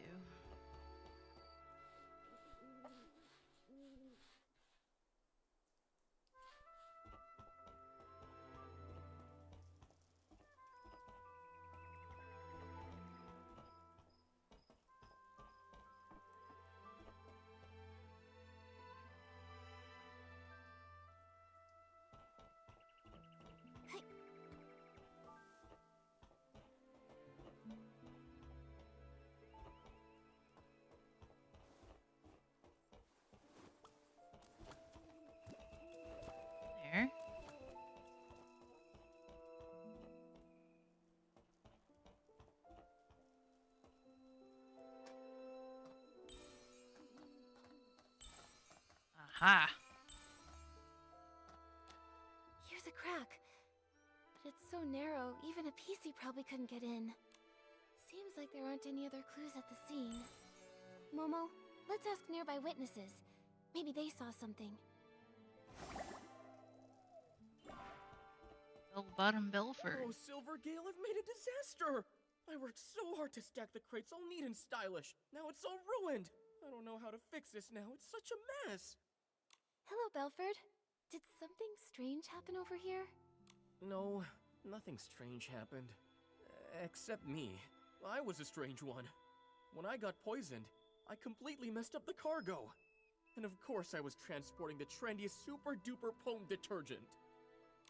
Oh, if only I hadn't thought this Dawn's First Light detergent was the trendiest thing those PCs in Sichia had never even glimpsed. I went and slathered on 3 whole bottles at once. Oh man, you really got poisoned, huh? But I gotta say, not every PC gets a chance to see hallucinations as fashionable as mine. I was On the bright side, I guess. When suddenly, boom! 2 red suns lit the sky, with a huge orange one too! The Stoneheart burst into crackling fireworks just for me!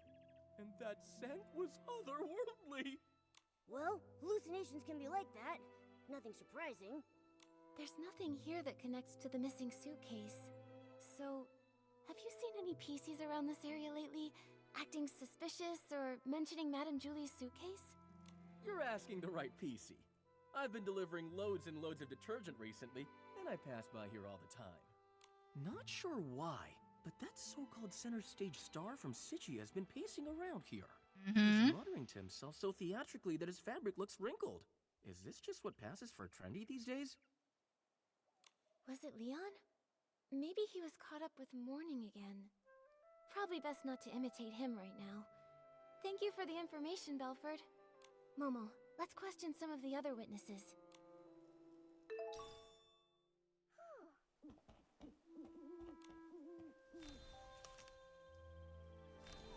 Got some records. And there's a gifty. That makes 3.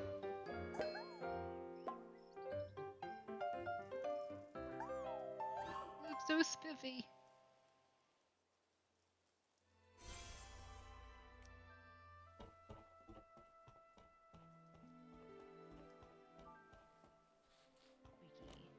Ugh, so frustrating! Not enough fruit juice, and I lost my rhythm. Calm down, Squeaky. Could you tell us a little more about what happened this morning? I got poisoned by the detergent, hallucinations swirling out of view. As for the PC who stole the case, no clue. It's fine. There might be clues in your hallucination. Tell us all about it. Trying to remember. Let's see. Pressing juice with all my might, the fruit, it goes flying. What a sight! The fruit bag sprouts arms and legs, scurrying and scampering around in fright. The bag.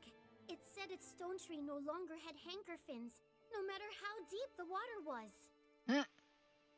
This hallucination, I honestly can't tell if it's supposed to be literal or abstract. But a bag with arms and legs, and it could talk. That's basically a PC. That makes sense, which can only mean that Squeaky probably saw the thief at some point. Quick, what else did you see? The more detail, the better. I shared the stage with the Sovereign of Sexy and showed off the art of juice pressing. But that sack screamed so loud, I completely lost the rhythm. The crowd ran away in fright. The other sack lost its fight, fruits tumbling left and right, spilling all the juice that night. Don't be sad, Squeaky. All that juice, it was just a hallucination. What happened to that loud PC afterward? It kept floating, upside down and round, but where it went, I never found. This is really strange, Nikki. Why would the thief move upside down? Could it maybe have something to do with how they committed the crime? I've got no clue. Let's go ask some other potential witnesses.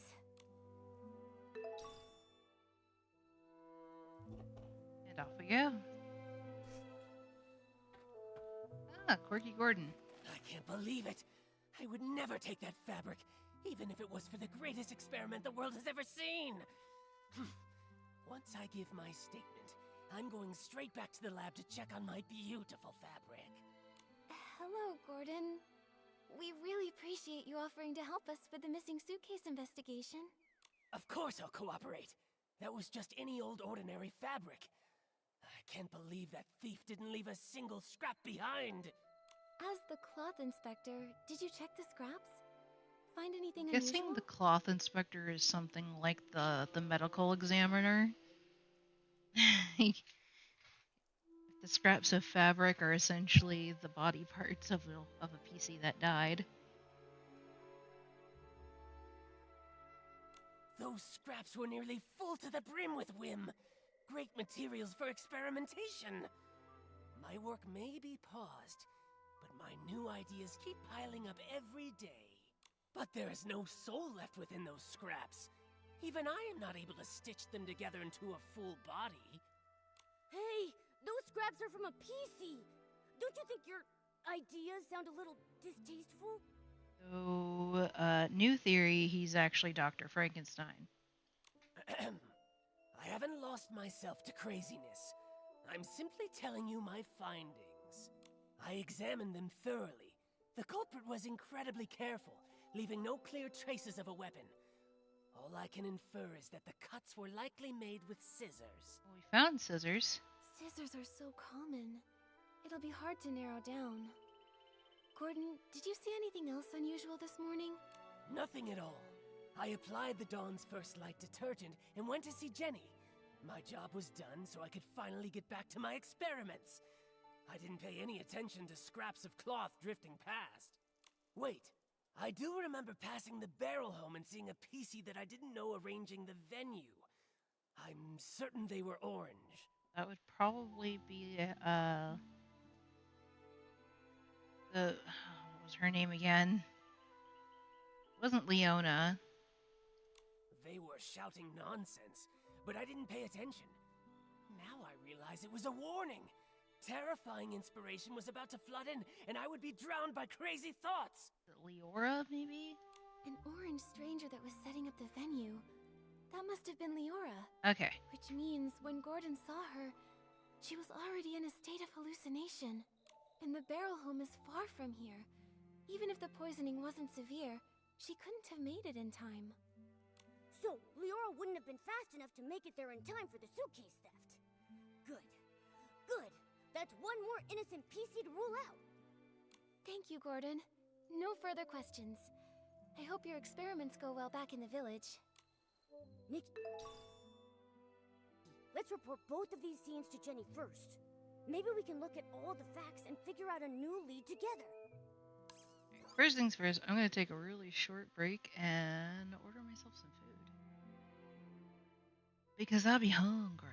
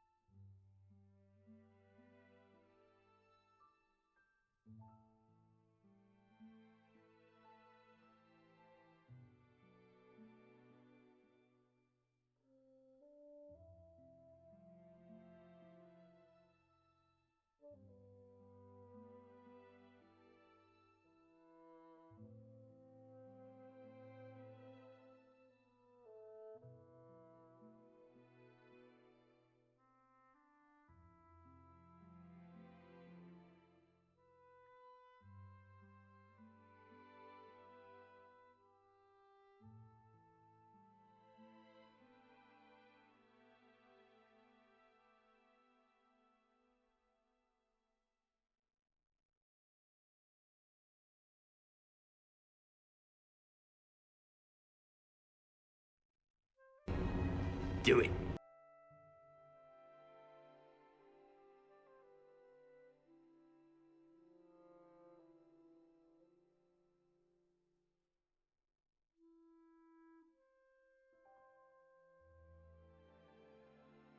Now, who was that?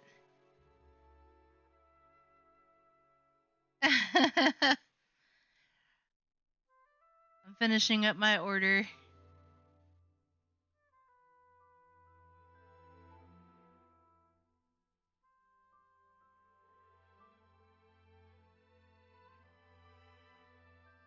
I'm ordering chicken wings.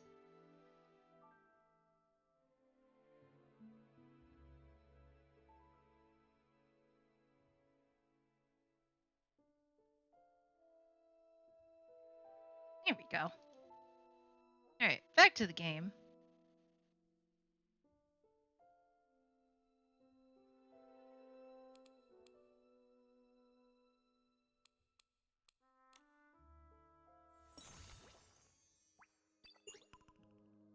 Apparently I earned another star. Oop.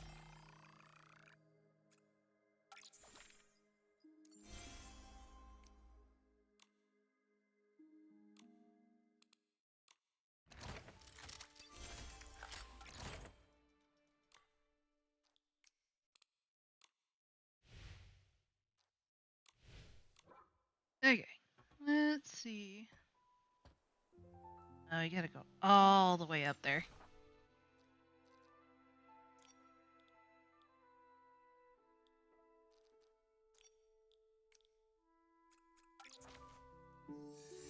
Go all the way to the top just to be safe.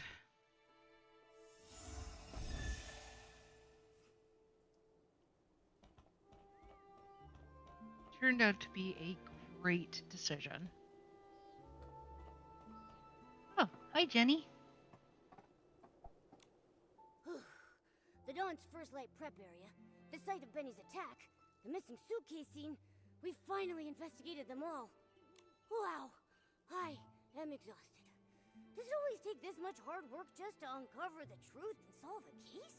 Honestly, it takes even more than that, Momo. Well, Momo, now you know. Being a detective isn't easy after all, huh? Thank you. Once this is all over, I'll tell everyone in the estate about the heroic deeds of our two great detectives. And the estate's resources are always open for you to use. Of course, Jenny. Anytime.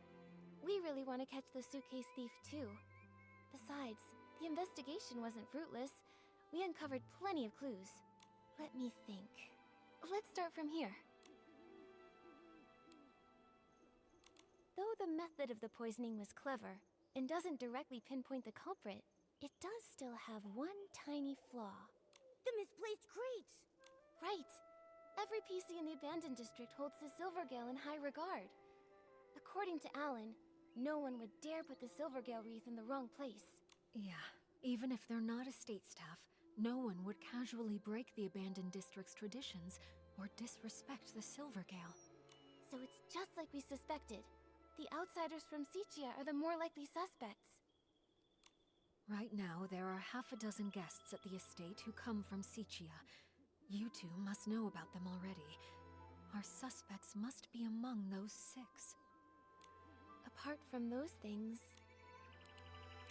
that Patchy PC is definitely suspicious. But apart from Benny's testimony, we don't have any solid evidence against her yet. And she's so skilled, we haven't even been able to catch her for questioning yet. Also, we couldn't understand what she said. Interrogating her could be pointless. True, but her skills actually make me less suspicious of her. If she were the thief, couldn't she have knocked out the guards and taken the suitcase right then? That's right. If she was so strong that even Miss Nikki couldn't handle her, ordinary PCs from the estate wouldn't have stood a chance. Now, I'm not saying that. I think we could have handled her. Just Causing saying. large-scale chaos with poison would be unnecessary then. Still, this is all just speculation, not proof. So we should still keep her on our suspect list. Apart from those things... The suitcase was the thief's real target, so the missing suitcase is the key event. Based on the shift schedule we saw, the thief acted during the chaos caused by the poisoning. You know what I want to know? Why no one's questioned the fact that Leon has mysteriously been missing from all of this? He wasn't at the, it's like he wasn't at the Dawn's Light tasting. And we haven't really seen him since the first day we got here. We questioned several witnesses at the scene. No one saw anyone suspicious, meaning the thief only had the chance during that short time when they were all hallucinating. He's also super suspicious. Because he was, quote-unquote, mourning. He was trying to get the pieces that were in the suitcase. He also has a connection to the Awful Thread Star case. Or at least it's assumed that he does. Yes, and by the time Miss Nikki finished questioning Tommy, the theft was already over. By then, Granny Rags had already noticed that the suitcase was missing. That short time frame helps us rule out a few of our suspects, like Tommy and Colleen. Oh, they were tangled up with each other earlier. Nikki and I interrogated one of them, and Tommy took the other away. It couldn't have been them. Exactly. Also, according to Gordon's testimony, Leora was poisoned on the other side of the Ripple estate, so she's off the suspect list for now. And as for Benny, judging by the state Colleen and Palmy found him in, he was unconscious all along and couldn't have done it. Wow, you're right! This really narrows down a suspect list. This means that only Mr. Leon and the mysterious Patchy PC had the opportunity to commit the crime. Well then, because Miss I'm Nikki, telling you guys, it is Leon! thinks the Patchy PC is very suspicious, I'll represent Ripple Estate and invite Mr. Leon for a talk. Is it finally time to nab the bad guy? Count me in! Not yet, Momo. Jenny, these are just preliminary deductions. If we rush to arrest Mr. Leon now, we might alert the culprit, or worse, harm an innocent PC. I think Momo and I should have a little chat with him first. He might slip up in the conversation and say something that matches the suspect that witnesses saw in their hallucinations.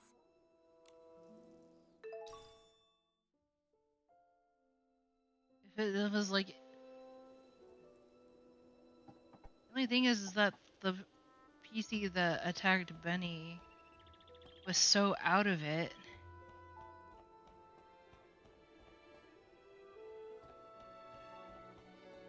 I don't know if she would have had the mental wherewithal.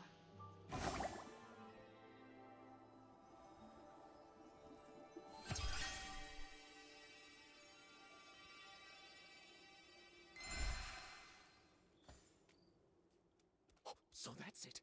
You all want to erase this misunderstood, imperfect, ugly me! But from this moment on, my art is no longer an act. It is existence itself! Excuse us, Mr. Leon. Could we ask you a few questions? An interview? I oblige. You could call it that. We just want to ask what you were doing when all the PCs were poisoned. Normally, I'd be by the window, watching the sunset. The break of day. You see, an artist's mind will always paint in a few more details that extend beyond reality. Didn't you get a bottle of Dawn's first light? Let me smell! Oh, goodness. Wait. I remember now. I went to get my bottle of detergent, then headed back to the barrel home to meditate, and to draw myself a bath. After all, I'm a seasoned artist from Sichia who once shared the stage with Juliet and Cersei. I must stay elegant at all times. In that case, you must have fallen into hallucinations too. Oh, if you don't mind, what did you see? That has nothing to do with the case, does it? I was alone the whole time. I saw nothing. All right. Please rest up, Mr. Leon. We'll go ask the others. Wait. Those were just hallucinations. Nothing worth asking about, right? Oh, but Palmy was awake at the time. Gordon has been deep in his research for many years, so he might have ways to stay alert. Yeah, you're right. We'll be sure to ask every single one of them, and we'll question a second time, just to be sure. hold on! If I'm honest, that wasn't the truth. After washing myself using the detergent, I went to, the suitcase storage area. Uh-huh. What for? Don't tell me you were up to something shady. An artist's inspiration is not a dirty trick. I only went there to drown myself with sorrow after losing Julie, to give myself space to feel. As the scent of detergent lingered, I used those new sensations to reimagine the climactic scene of Act 7. Mr. Leon, could you recreate the scene for us? Your art could really help our investigation. Oh, but of course! I see the twinkle of true artistic yearning in your eyes. Now behold, Act 7 of The Fool's Submission! Oh, Nikki and I have never seen a live Sichian performance before. Mr. Leon, your show was amazing. Would you let me take a photo to remember it?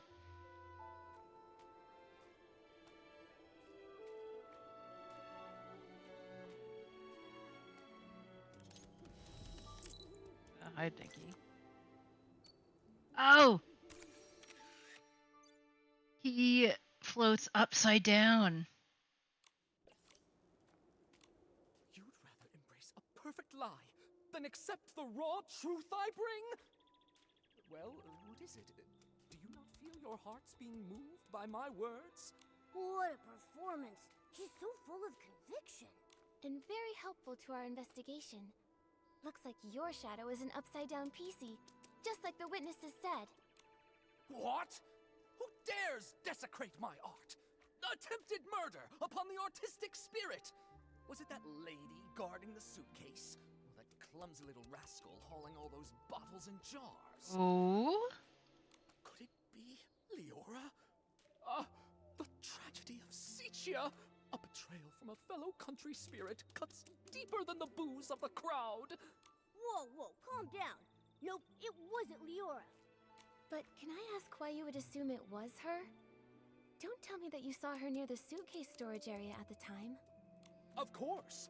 I had no intention of playing the harsh critic, but that scene was more absurd than any absurdist play in existence. Wait, but I thought someone else saw her in another area. Beside that stage I so carefully set, two bumbling performers, Leora and that clumsy rascal, came staggering out like little marionettes with their strings cut. What clumsy rascal are we talking about? He, fiddling with the air, shouted the most profound line of the show. Juicing is art. I was about to ask her for advice when I saw a flock of sheep cast off their disguises and charge toward the curtains. I heard the audience cheer, "Welcome, dear colleague." Maybe he was hallucinating. Sounds like that's when you started hallucinating, huh? A very vivid testimony. Thank you, Mr. Leon. Nikki, when we talked to Gordon earlier, didn't he tell us that he saw Leora near the barrel home? So who's lying here?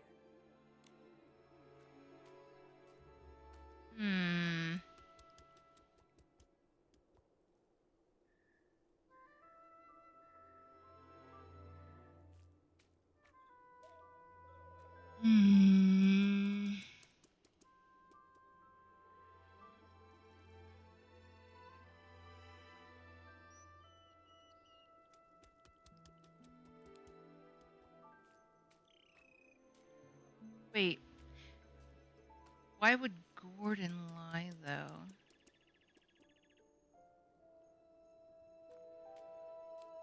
I suspect it's Mr. Leon.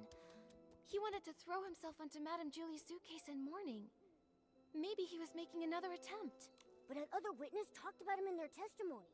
He sounded poisoned, and with his hallucinations, he probably couldn't have stolen the suitcase, right? Good point. Gordon's It's lying. Gordon who's lying. Also present at the scene back then were Squeaky and Belford. Belford mentioned earlier that he saw two red suns and a big orange sun in They're his talking about hallucination. Leora. If that's referring to Leora's red glasses and her bright orange hair, it all makes sense. Right.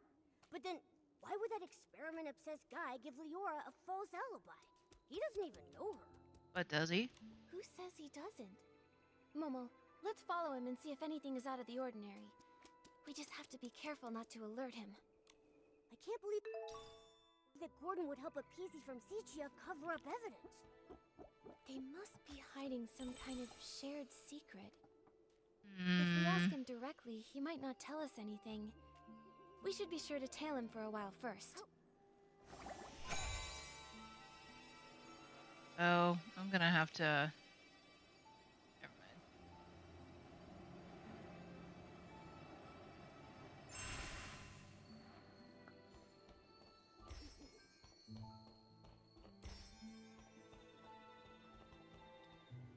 I'm definitely gonna have to teleport.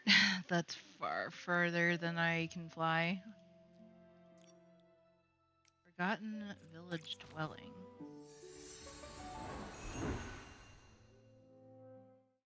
Yeah, this just has twist after twist. What a twist!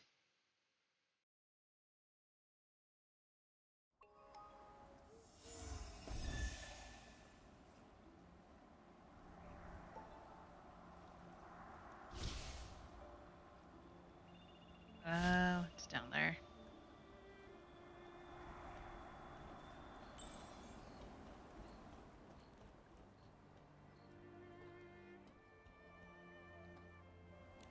He's really trying to avoid the others. Where is he going? Shh! Nikki, let's follow quietly.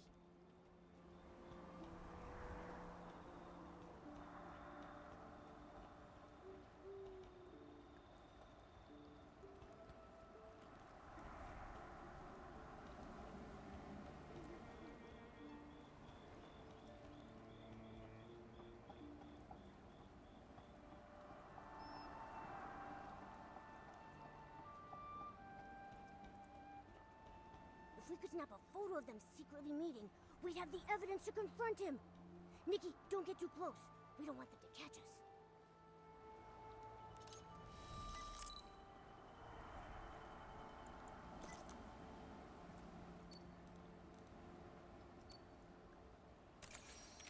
Got him. They really do know each other. Once it's daytime, we'll visit Gordon and ask why he lied.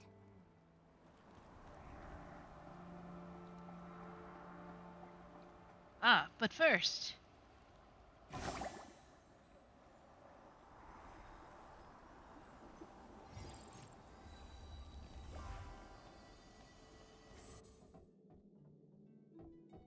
This looks a little complicated.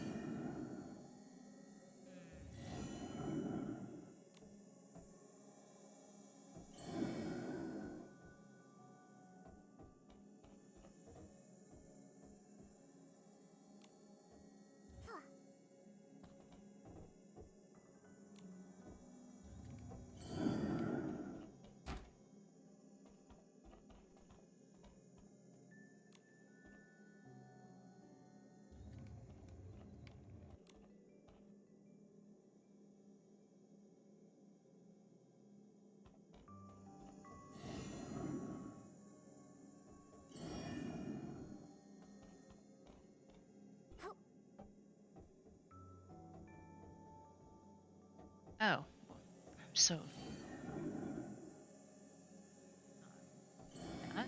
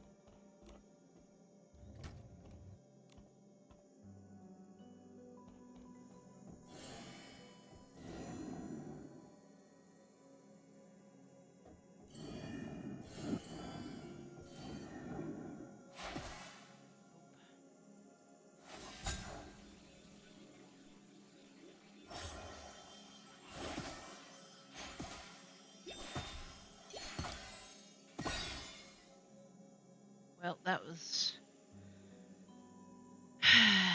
uh.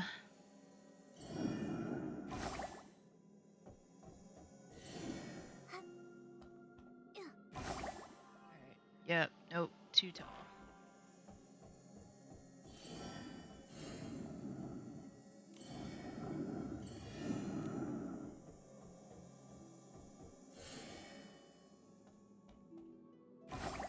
Still too tall. It's only two.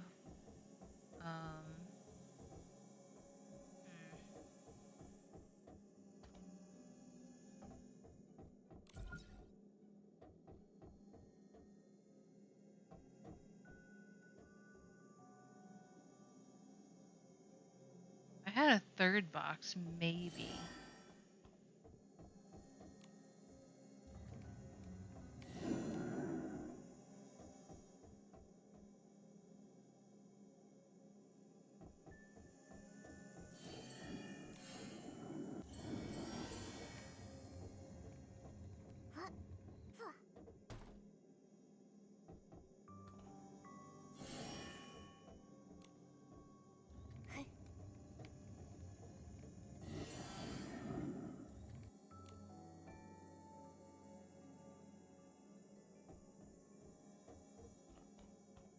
There would be really no point.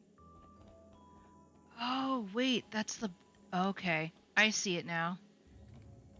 This box is smaller.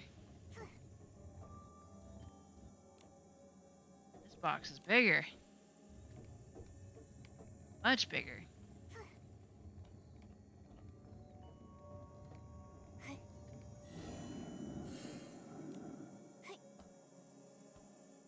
Okay, we figured it out.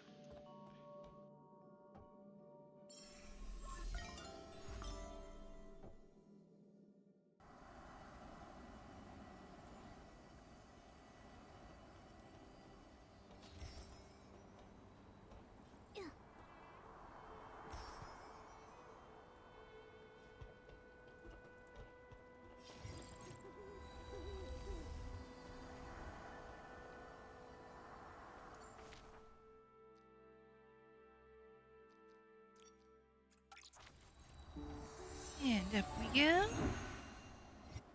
We're going up, up, up the time. You know together we're going. And we gotta be golden.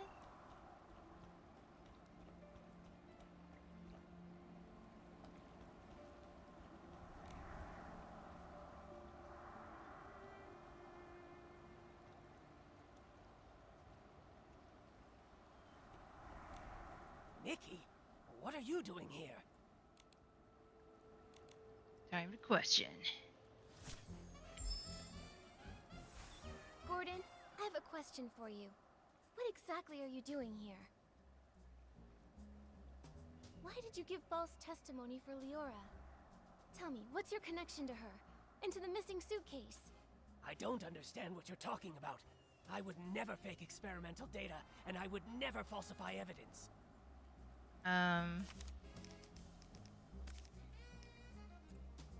What are you showing me this for? If it is nothing important, leave and stop getting in the way of my experiments. Only crazy experiments can create crazy miracles, I don't understand what you're talking about. I would never fake experimental data, and I would never falsify evidence. I examined the fabrics seriously, just as Jenny asked me to. They were full of whim, very interesting. Great subjects for experimenting. After I applied the Dawn's first light detergent, I saw a PC arranging the venue at the barrel home. You say it was Leora, so then it was her. Ugh! This fluff bag's tougher than I thought!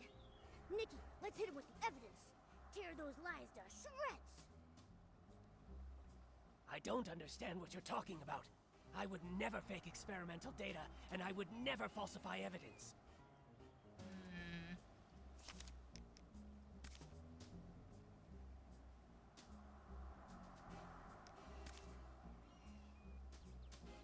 Belford. Gordon. What are you showing me this for? Really? If it is nothing, I don't understand what you're talking about. I examined the fabrics seriously, just as Jenny asked me to. They were full of... After I applied the Dawn's first light detergent, I saw a PC arranging the venue at the Barrel Home. You say it was Leora, so then it was her. That's not what we've been hearing from the other witnesses. After I applied the Dawn's first light detergent, I saw a PC arranging the venue at the Barrel Home. You say it was Leora, so then it was her. Ugh!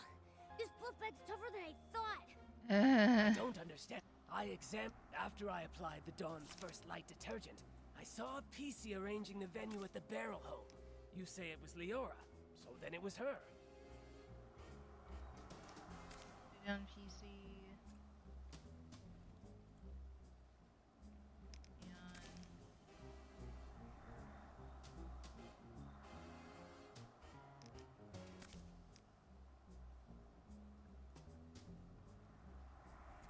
Leon. That he saw Leora. Okay. Is that so? Mr. Leon doesn't seem to agree with that. On that day, he also saw Leora.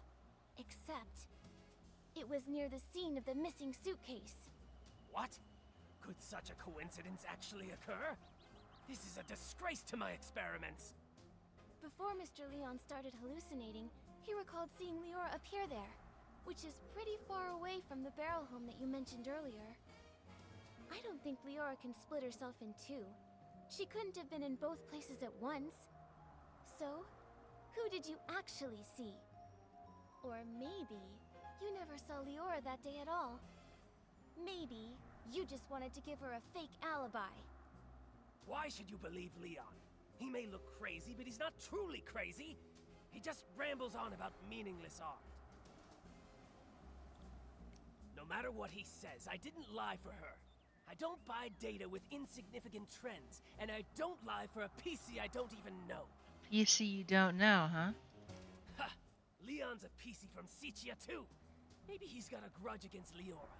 Why don't you just accuse him of framing her? Just leave me alone!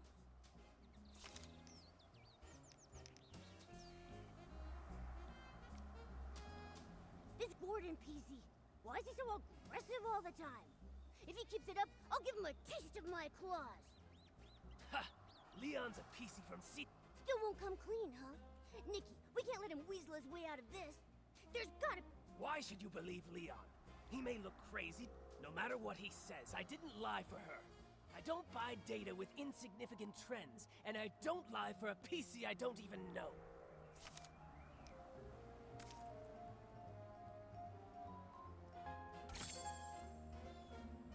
This should be more than enough to prove that you and Leora do know each other. Who knows how long you've secretly been in contact? Impossible! The data is flawed. It can't be like this. It can't be! Stop denying it. Why are you hiding your connection with Leora?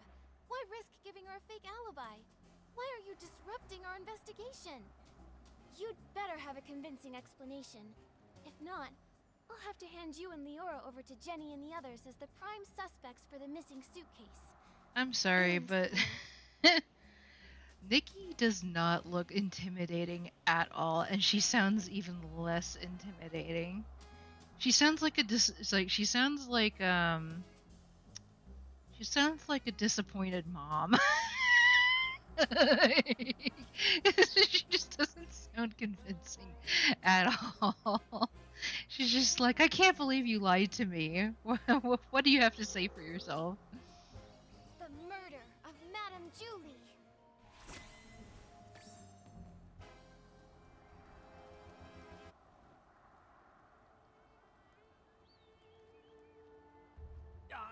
I wish I could see Momo. Miss Nikki, please don't trouble Gordon anymore. Leora, you've been here the whole time? Tell us, what do you two have up your sleeve? I apologize for being deceitful earlier. Please allow me to reintroduce myself to you. I am Cersei, one of Juliet's friends. I thought Cersei was dead. What? Juliet's close friend back home? The one who died in that accident? That's Cersei? Yes, that's who I once was. Miss Nikki, allow me to share a story. One of Sichia from a century ago. It was the time of flowers before the storm, growth before ruin, an age of indulgence where everything was driven by the spotlight.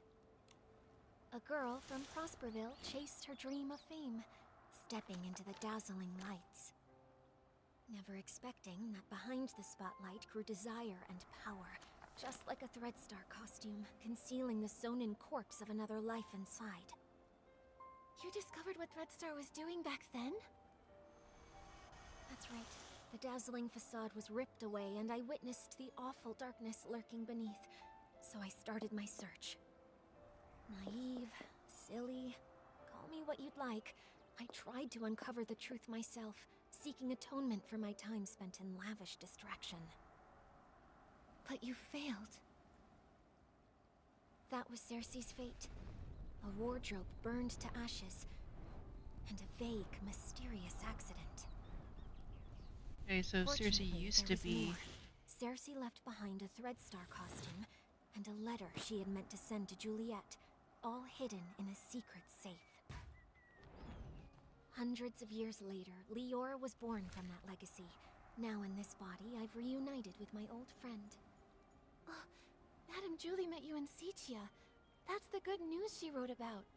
But what about the bad news? The true evil of Threadstar still has not faded. Julie was nearly assassinated by its remnants, possibly because we knew too much about them. Luckily, we were together this time, so the two of us set a trap. The choo-choo train arrived in the abandoned district, and Julie...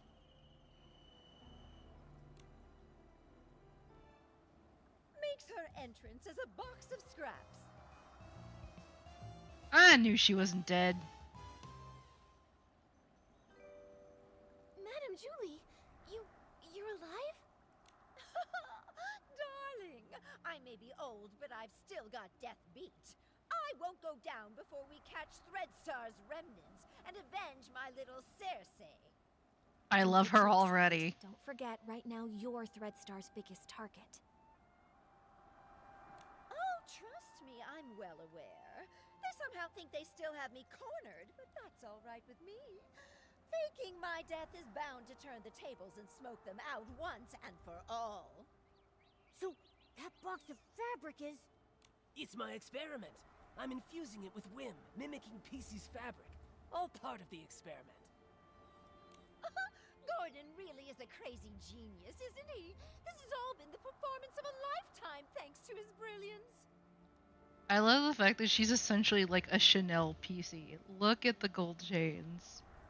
She is fabulous. My apologies, Miss Nikki. We didn't want to drag everyone into this plan, so we hid this from you.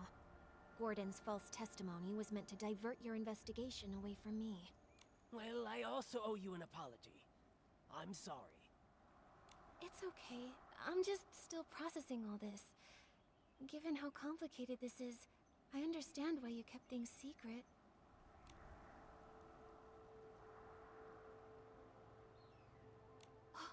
The one who stole the suitcase is very likely a remnant of Threadstar.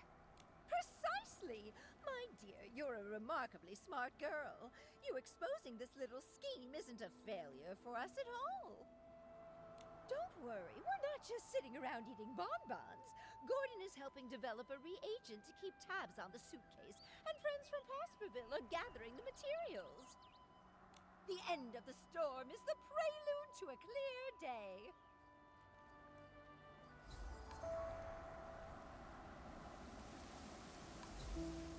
In a suitcase. Oh, a rainy day is perfect for picking rainy orchids.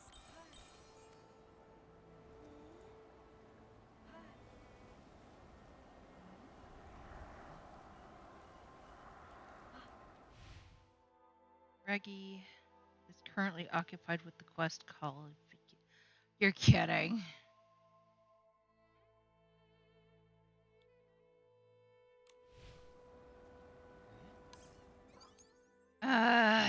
Alright.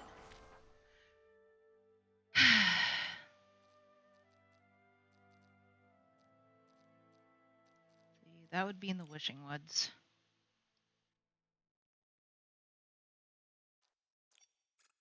specifically in the Cavern of Wishes.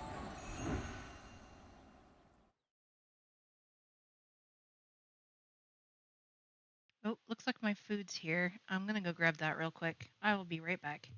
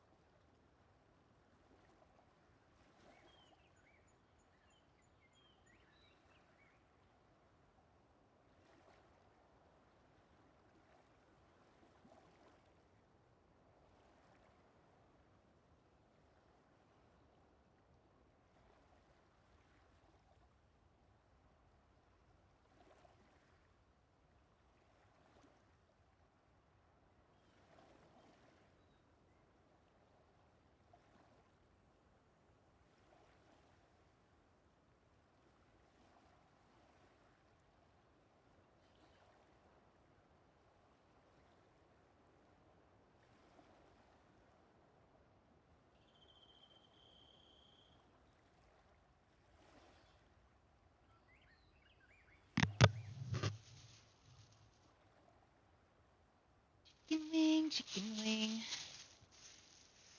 Well, they double bagged it. Nice. Probably for the best, really.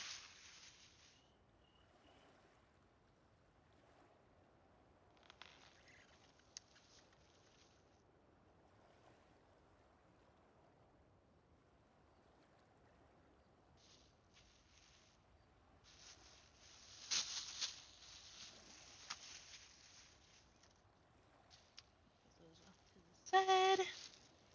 Boop. Let this cool down a bit. They are smoking hot.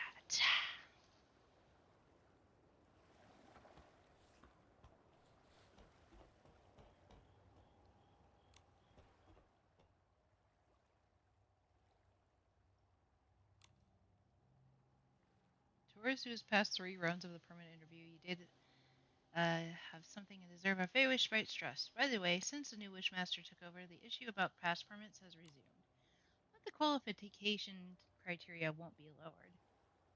For the sake of our homeland and the Wishball Field, we must examine every visitor carefully. Okay, so can I go in?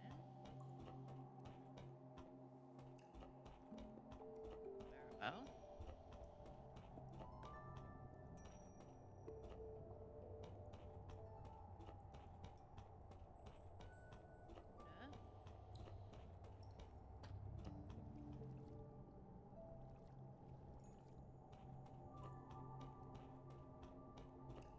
Bow.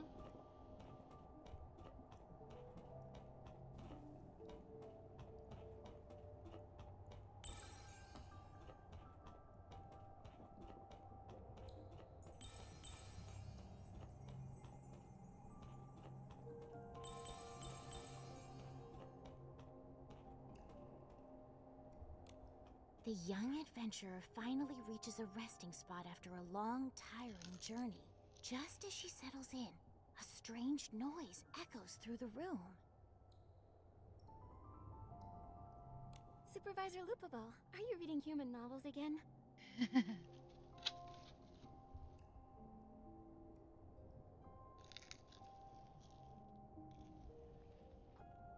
Oh, Nikki, Momo. Thanks to you, the Wish Pass office is back in business. But there aren't many people applying for permits. They're probably still scared from the recent events. I mean, that's fair. Which gives me more time to read the novels that Dakubo found for me. Seems like you're not too eager to have the office be busy again. So, what brings you here? I wanted to ask if there's any other way to get elastic gel, besides applying for a pass to the Wishing Woods. I needed to craft something based on a sketch I just acquired. Elastic gel. That's not something I can just hand out. But since it's for the talented stylist who saved the Wishing Woods, no problem. I'll give you some as a gift. Oh, thanks. That's great news. Thank you so much. That was easy. What? Nikki! Uh-oh.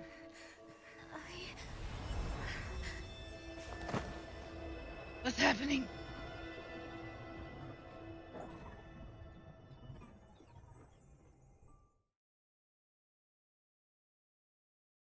Originally, this was the part of the main story that I originally didn't get to go through. And I was going to save it for a time when I didn't have to do a season thing. You're awake! Finally! But since Raggy is caught up in this particular quest, I'll have to do it anyway. Ooh, Nikki, you really scared me. And Momo, I still cannot see you. I felt that pain again. Momo, where are we? We're in the Wishing Woods. Thank goodness Dakabo and the others showed up in time and got you to safety. I don't know what I would have done otherwise. You would have been completely fine, just passed out in the cave. But, I mean, Lulabo was right there. Thank you, Dakabo. Don't mention it. You're the hero who saved all of us Feywish sprites. This is the least we could do. So, something interesting that I did find out about the Feywish sprites, apparently if they have Bo at the end of their name, they're female. If they have Da at the end of their name, they're male. And I didn't realize this until fairly recently. Besides, it was actually Gerota, the Wishmaster, who asked us to find you. Find me? Yeah. I'm not entirely sure what it's about, but it's something very, very important related to Wishfield. He said he needed to discuss it with you right away. If it's something that serious, we should hurry. Let's go see him right away. Nikki, are you sure you're feeling okay? Don't worry, I'm fine now. The Wishmaster is waiting for you at the Temple of Wishes. Go and find him there.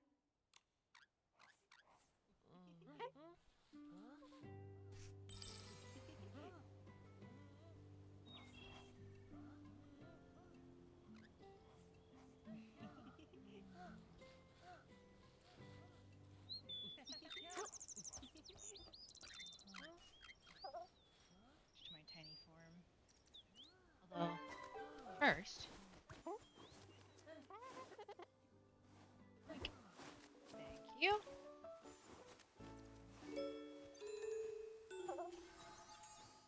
Neat.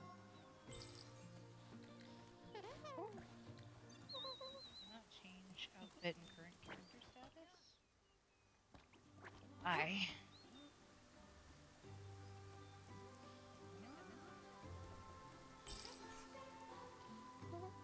Teleport up there.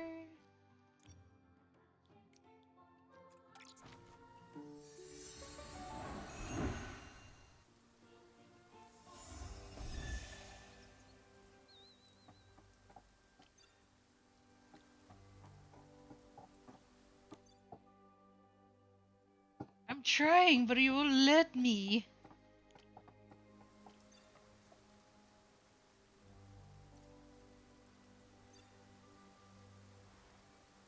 I'm so confused. I wonder if I might have to just end the stream for now and see about, because this is weird. I feel like this should not be happening. Current character status. I have no idea what it means by that. For all intents and purposes, I should be able to shrink down. Also, Momo is still missing. Maybe that's why I can't. Alright, well, I have been on for a good 4 hours, so as much as it pains me to leave something half finished, I will quit for now. Especially since I need to eat too. Pardon me. Pardon me. So next time, hopefully we will get back to that. But for now, we shall bid you adieu. Let's see, who is on? Who can we read today? Sunday. Okay, Riff is on.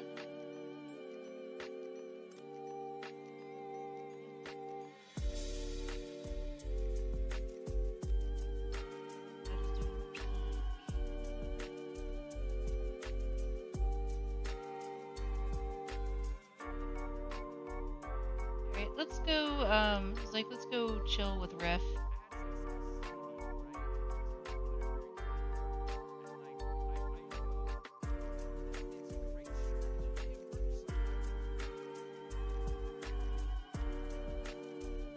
Those of you watching on YouTube, Riffmatic is another ARC member who is a very good singer and music producer, at least in my humble opinion. So if you have a chance, it's Riffmetic. You can also find him on YouTube as well. He's a fun dude. You know, give him a shout out, tell him Stitches sent you, and I'm sure he will very much appreciate it. Anyway, and start the raid. We will be back, of course, on Tuesday with more Omusubi. But until then, I will see you all in the next one. Bye bye!